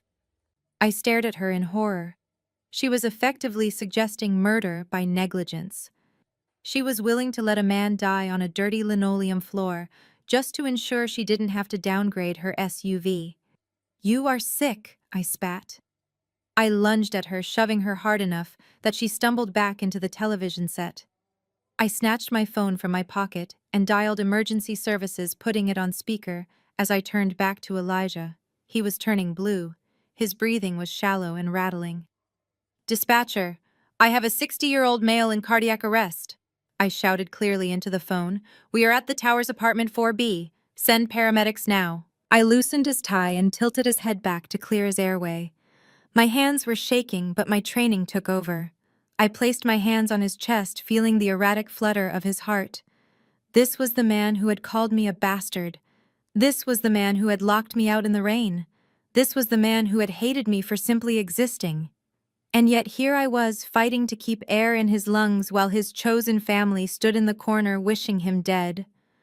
Courtney stood by the window watching me work with a look of pure disgust. "You are an idiot," she sneered. "You are saving a man who would not spit on you if you were on fire. Let him go, Ebony. If he wakes up, he destroys us all." I ignored her, counting the rhythm of his breathing. "I am not you, Courtney," I said without looking up. "I do not let people die for money. That is the difference between us. You married a Brooks for the name. I was born with a heart you will never understand." Sirens wailed in the distance, growing louder. Courtney went pale. She realized that if he survived, her hesitation would be the first thing I told him. She dropped the papers and tried to compose her face into a mask of concern, but it was too late. I had seen the monster underneath the makeup. And once Elijah woke up, I was going to make sure he saw it too. The rhythmic beeping of the cardiac monitor was the only music Elijah Brooks would hear for a long time. It was a stark contrast to the symphonies he claimed to love but never understood.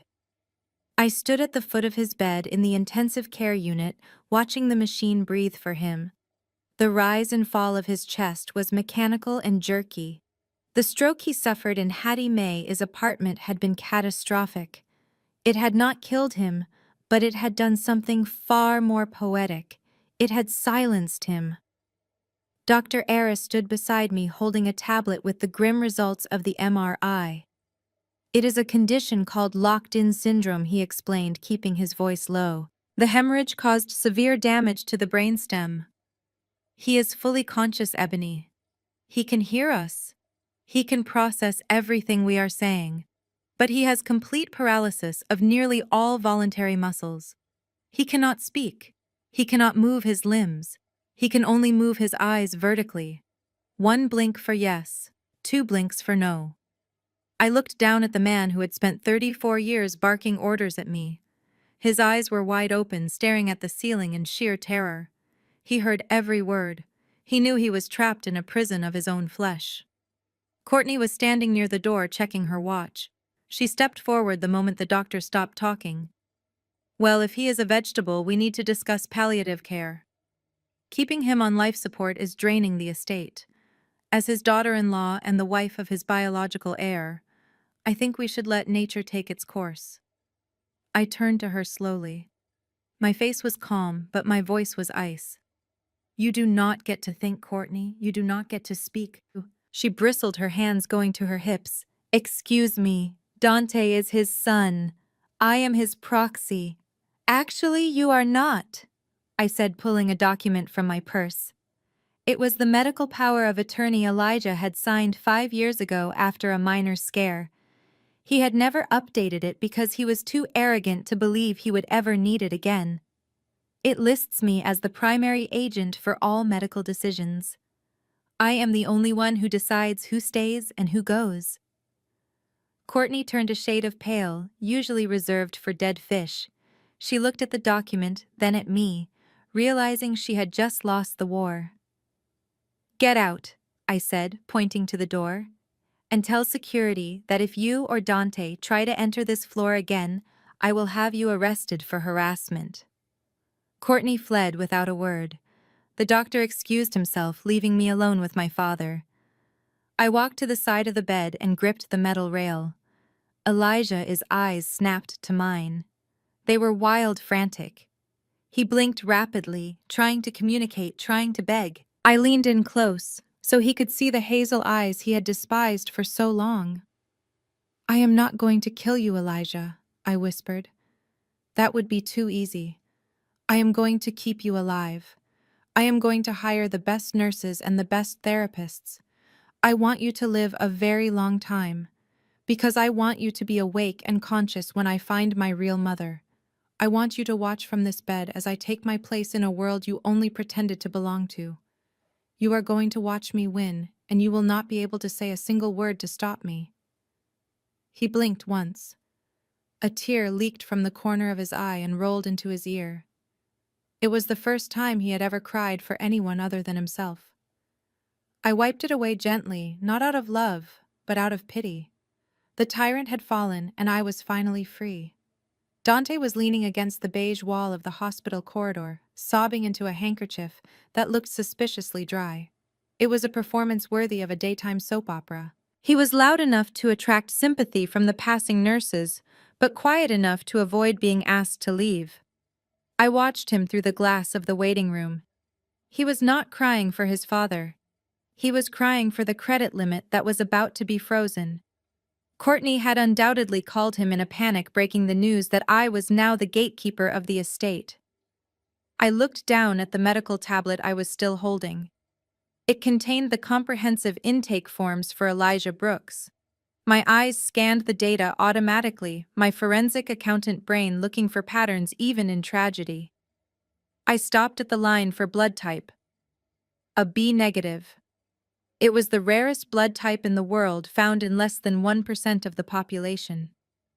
My mind flashed back to the nursing home. I remembered the desperate grip of Viola Represent's hand. I remembered the way she looked at me with those milky, terrified eyes and whispered, "I am sorry." At the time, I thought she was apologizing for the baby swap. I thought she was apologizing for raising a stolen child. But as I looked at Dante slumping against the wall, a cold realization washed over me. Viola was not a mastermind capable of orchestrating a complex adoption fraud alone. She was a woman who lived in fear of her husband Represent's temper. She was a woman who would do anything to keep the peace. I looked at Dante again. He had a weak chin. He had pale blue eyes that were watery and indecisive. He had absolutely none of Elijah Represent's sharp predatory features. For 34 years, Elijah had claimed Dante was his pride and joy, his biological proof of manhood, while casting me aside as the mongrel. He had never questioned Dante Represent's paternity, because Dante was a boy, and in Elijah Represent's archaic mind, that was all that mattered. But biology does not care about patriarchy. I unlocked my phone and pulled up a simple medical reference chart. If Elijah was a B negative and Viola was O positive, which I knew she was from her donor card, then their biological offspring could only be type A or type B. They could not produce a child with type O blood. And I remembered distinctly from a childhood accident that Dante was O positive. The math did not add up. The implications were staggering. Elijah had spent his life tormenting the child of a senator, thinking she was a bastard while doting on a son who might not even share a single drop of his blood. Viola Represent's apology had not just been about me. It had been about the entire lie. She had been playing a shell game with genetics to keep Elijah happy, and he had fallen for it hook, line, and sinker. Dante finished his bottle of water and tossed it carelessly into the recycling bin next to the elevator before wiping his nose on his sleeve. He looked around, ensuring no one was watching, then pulled out his phone, probably to check his sports betting app. I stood up. This was it. The final nail in the coffin. I did not just want to win the estate. I wanted to burn the entire false legacy of the Brooks family to the ground. I waited for Dante to step into the restroom. I walked calmly to the recycling bin and reached in. The plastic bottle was still cold. I pulled a sterile evidence bag from my purse, which I always carried for work, and dropped the bottle inside. "I'm going to run one more test," I whispered to myself, looking at the sealed bag. If I was right, then Elijah Brooks had no children, no heir, no legacy. He was just a sad, angry man who had been king of a castle built entirely on sand. I walked toward the elevators, my heels clicking a rhythm of impending doom. The first DNA test had freed me. This second one was going to destroy them. The air in the private suite was thick with the scent of lilies and impending death. My father lay in the center of the room, a prisoner in his own body, his eyes darting frantically from corner to corner. Courtney sat by the window filing her nails with a rhythmic rasping sound while Dante sprawled in the visitor chair eating a turkey sandwich and watching a football game on his phone with the volume turned down. They looked like vultures waiting for the carcass to cool. They did not hear me enter. I closed the door softly behind me, the latch clicking with a finality that made Dante jump. He looked up, wiping mayonnaise from his chin with the back of his hand. "What are you doing here?" he grumbled. "I thought we established you are not family." I ignored him, walking past the bed to stand directly in front of Courtney. I held a single white envelope in my hand, identical to the one that had ruined my life just weeks ago. But this one was not for me. "Actually, Dante," I said, keeping my voice dangerously calm, "we established that I am not a Brooks. But we never really checked your credentials, did we?" Courtney stopped filing her nails. Her eyes narrowed into slits. "What is that?" I tossed the envelope onto her lap. It slid across her silk skirt and landed on the floor. "It is the results of a paternity test I ran this morning using the saliva from Dante represents water bottle. Since I am the medical proxy, I needed to ensure there were no genetic anomalies that could affect Elijah represents treatment." Courtney laughed, a brittle, nervous sound. "You are pathetic. You are trying to say Dante is not his son. He looks just like him." "Open it, Courtney," I ordered. "Read it loud enough for Elijah to hear." She hesitated, looking at the envelope like it was a pipe bomb. Then with a sneer, she bent down and picked it up. She tore it open with aggressive, jagged movements. She pulled out the paper, her eyes scanning the text, quickly expecting to find nothing but my own desperation. But then she stopped. The color drained from her face so fast, she looked like she might faint. Her mouth opened, but no sound came out. "Read it," I said, my voice cracking like a whip. "We tested the genetic markers of Elijah Brooks against the subject Dante Brooks," she whispered, her voice trembling. "The probability of paternity is 0%. Dante dropped his sandwich. It hit the floor with a wet splat. What he stammered, standing up. "That is a lie. That is a fake. Mom never cheated. She was a saint. She was a survivor, Dante," I said, turning to look at him. "Dad is AB negative. Mom was O positive. It is biologically impossible for them to produce an O positive child like you. Mom knew Elijah would kill her if she did not give him a son. So she found one. Maybe from a lover. Maybe from a clinic. It does not matter. The only thing that matters is that you are just as much a stranger here as I am." I turned to the bed. Elijah represents eyes were wide open, bulging with a horror that transcended physical pain. The monitor beeping accelerated, matching the panic in his heart. He was realizing the full scope of the cosmic joke. He had disowned the daughter of a senator to leave his fortune to the son of a nobody. He had spent his life worshipping a bloodline that ended with him.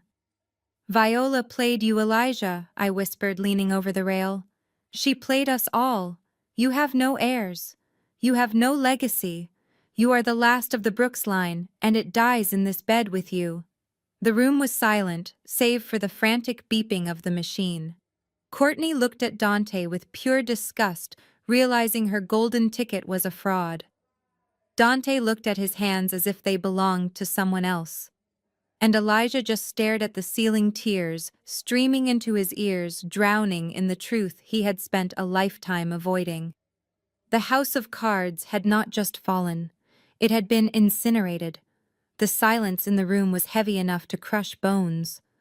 Dante stood frozen, his face pale and slack, staring at the piece of paper that had just erased his identity. Courtney looked at him not with sympathy, but with the cold calculation of a woman realizing she had bet on the wrong horse. But I was not looking at them. I was looking at Elijah. His eyes were locked on mine, pleading for this to be a lie, pleading for me to stop. But I was not done. The surgery was not complete until all the cancer was cut out. I reached into my bag and pulled out a small, worn leather diary. I had found it in Viola Represents' safety deposit box when I took over her financial affairs. It smelled of her lavender perfume and old secrets. "You always treated Mom like she was stupid Elijah," I said, opening the book to a page marked with a dried rose petal.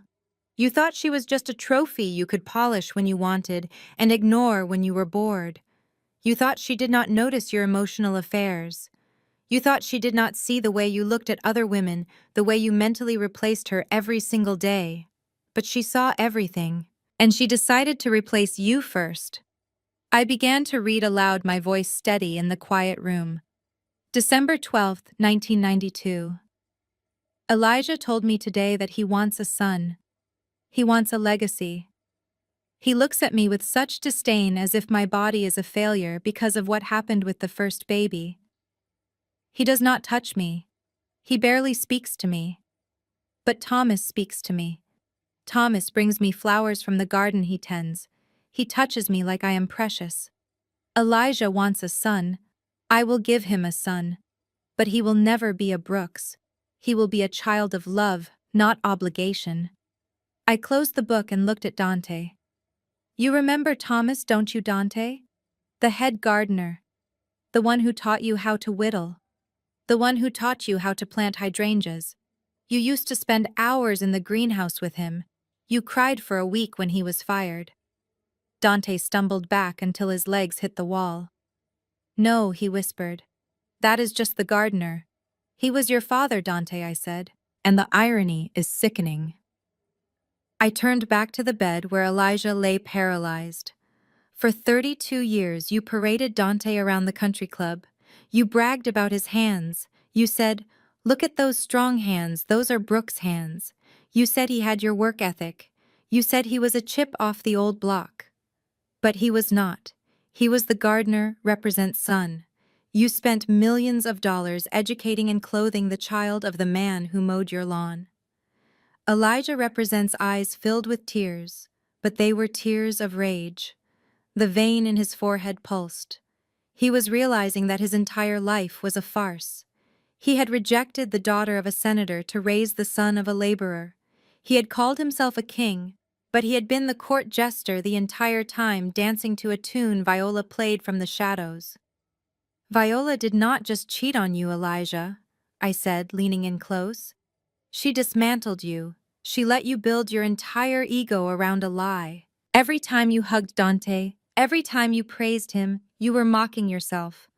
She watched you do it for 3 decades. She got her revenge every single day over breakfast. I dropped the diary onto the bed next to his paralyzed hand. The truth is out, Elijah. You have nothing. Your bloodline is dead. Your wife hated you. Your son is a stranger.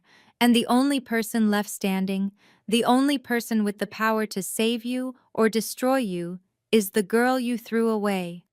Welcome to your new reality. The silence in the hospital room was shattered not by a sob, but by a scream of pure, unadulterated rage. It came from Courtney. She had been standing by the window processing the information with the cold efficiency of a forensic accountant. While Dante was mourning the loss of his father, and I was watching Elijah mourn the loss of his ego, Courtney was doing the math. And the result was 0. She spun around her face, twisted into a mask of ugly realization. She did not look at me, not look at. She looked at Dante, who was still sitting on the floor staring at the gardener represents diary like a lost child. Courtney marched over to him, her heels clicking like gunshots on the linoleum.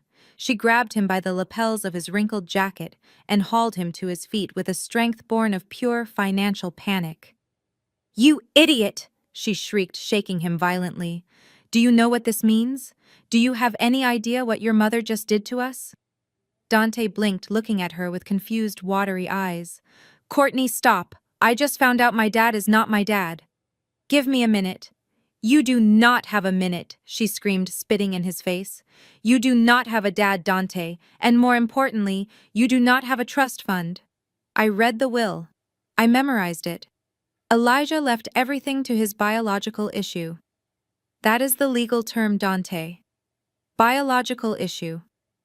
If you are the gardener, represent son, you get nothing. You are worthless. She shoved him backward and he stumbled, tripping over the visitor chair and crashing into the wall. The noise made Elijah represent's eyes widen in his paralyzed face. He was watching his perfect daughter-in-law, the woman he had praised for her breeding and style, unravel into a banshee. "Courtney, please," Dante stammered, holding his hands up. "We are still married. We can figure this out." Married?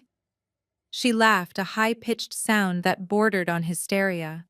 She began struggling with her left hand, yanking at the 3-carat diamond ring on her finger. Do you think I married you for your personality? Do you think I listened to your boring stories about golf and craft beer because I found you fascinating? I married the Brooks estate. I married the house in the Hamptons. I married the black card. She finally wrenched the ring off her finger and threw it at him. It hit him in the chest and bounced onto the floor, rolling under the hospital bed. I did not sign up to be the wife of a landscaper represents bastard, she yelled. I am not going to shop at Target, Dante. I am not going to fly coach. You are a fraud. You tricked me. You wasted 5 years of my prime on a lie. She lunged at him again, clawing at his face, her nails leaving angry red welts on his cheek. Dante did not fight back. He just stood there, taking the abuse, too broken to defend himself. I pressed the call button for security, my face impassive. I watched as Courtney unraveled, completely screaming about her student loans and her credit score. She was not a wife grieving a loss. She was an investor realizing her stock had just crashed to zero. 2 security guards burst into the room, grabbing Courtney by the arms. She kicked and screamed, cursing Dante, cursing Elijah, and cursing the day she met the Brooks family. As they dragged her out into the hallway, her voice echoed back to us. I hope you rot, she screamed. I hope you all rot in hell. The door swung shut, leaving a ringing silence in its wake. Dante slid down the wall, burying his face in his hands. Elijah stared at the ceiling, his chest heaving. He had spent his life believing that money bought loyalty. Now he knew the truth. Money only rented people like Courtney. And the moment the rent check bounced, they became wolves. The transition of power was not a battle. It was a signature. 2 days after the hospital incident, I sat at the head of the mahogany table in the Brooks Enterprises boardroom. Mr. Henderson sat to my right, looking pale and defeated. The DNA results had legally nullified Dante's claim to the estate, and with Elijah incapacitated by a massive stroke, the company bylaws were clear. Control reverted to the court-appointed conservator. And thanks to the medical power of attorney and my impeccable standing as a forensic accountant, that conservator was me. I signed the final document with a smooth, practiced motion. The ink was barely dry when I turned to the head of security. Change the locks, I said. Revoke all access badges for Dante Brooks and Courtney Brooks. Freeze the company accounts they have access to. Effective immediately. I did not wait for a response. I stood up and walked out to my car. The final piece of business was personal. When I pulled up to the Brooks estate, the iron gates were open. I drove up the winding driveway that I had walked down so many times in tears. Today, I drove a black Mercedes, and I was not crying. I found Dante and Courtney in the foyer. They were not packing. They were looting. Courtney was stuffing silver candlesticks into a Louis Vuitton duffel bag, while Dante was trying to wrap a painting in a blanket. Stop! I said, my voice echoing off the marble floors. They froze. Courtney dropped a candlestick. It clattered loudly against the stone. You have 30 minutes, I said, checking my watch, and you are leaving with personal effects only, clothing and toiletries. Everything else stays. The silver, the art, the cars. It all belongs to the estate, and the estate is under new management. You cannot do this, Dante shouted, his face red. I grew up here. This is my home. It was never your home, Dante, I replied calmly. It was a stage, and the play is over. You are a gardener represents son who lived like a prince on stolen money. The ride ends today. Courtney lunged forward, her eyes manic. We have rights. We have tenancy rights. You have to give us 30 days to evict us. Actually, I do not, I said, motioning to the 2 police officers who had just stepped through the front door. You are trespassing. Since neither of you has a valid lease, and neither of you is a biological relative of the owner, you are simply intruders. You can leave voluntarily, or you can leave in handcuffs. Courtney looked at the officers, then at the half-filled bag of silver. She dropped the bag. She grabbed her purse and stormed past me, deliberately bumping my shoulder. I will sue you, she hissed. With what money, Courtney? I asked. I canceled the credit cards an hour ago. Dante looked at me one last time. He looked small. He looked like the fraud he was. He did not say a word. He just walked out the door, his shoulders slumped in defeat. I stood in the doorway and watched them walk down the long driveway. They had no car because the keys to the Range Rover and the Porsche were in my pocket. They were walking. Two people who had thought they owned the world were now walking into a future where they were nothing. I closed the heavy oak door with a solid final thud. The house was silent. It was empty.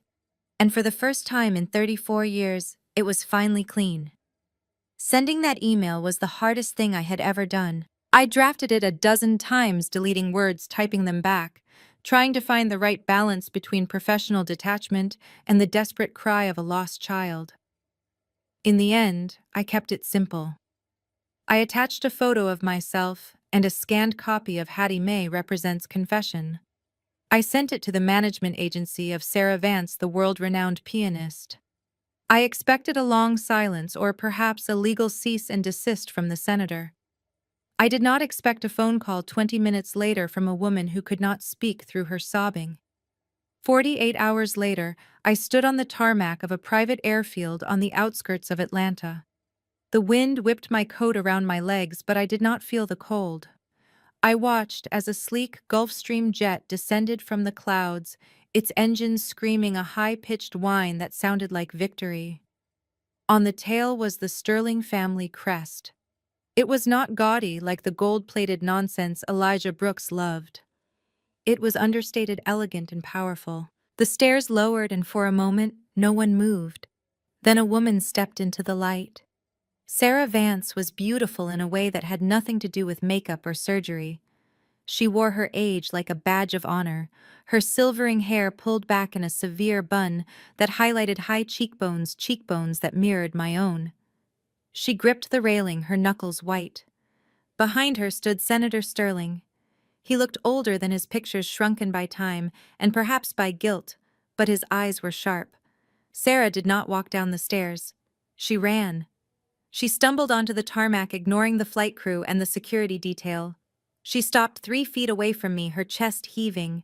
She reached out a hand, trembling violently as if she were afraid I was a mirage that would vanish if she touched me. "Ebony," she whispered. It was the first time I had heard my name spoken with pure, unconditional love. I nodded, unable to speak. She closed the gap and pulled me into her arms. It was not a polite hug. It was a collision.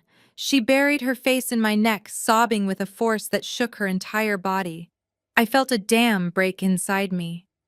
For 34 years, I had held myself together with steel and logic. I had been the unwanted child, the mistake, the outsider. But in her arms, I felt the armor disintegrate. I smelled jasmine and old sheet music.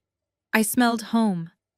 "You have his eyes," she cried, pulling back to cup my face. "You have Marcus Represents eyes. I thought I lost you both. I thought I was alone." The senator stepped forward.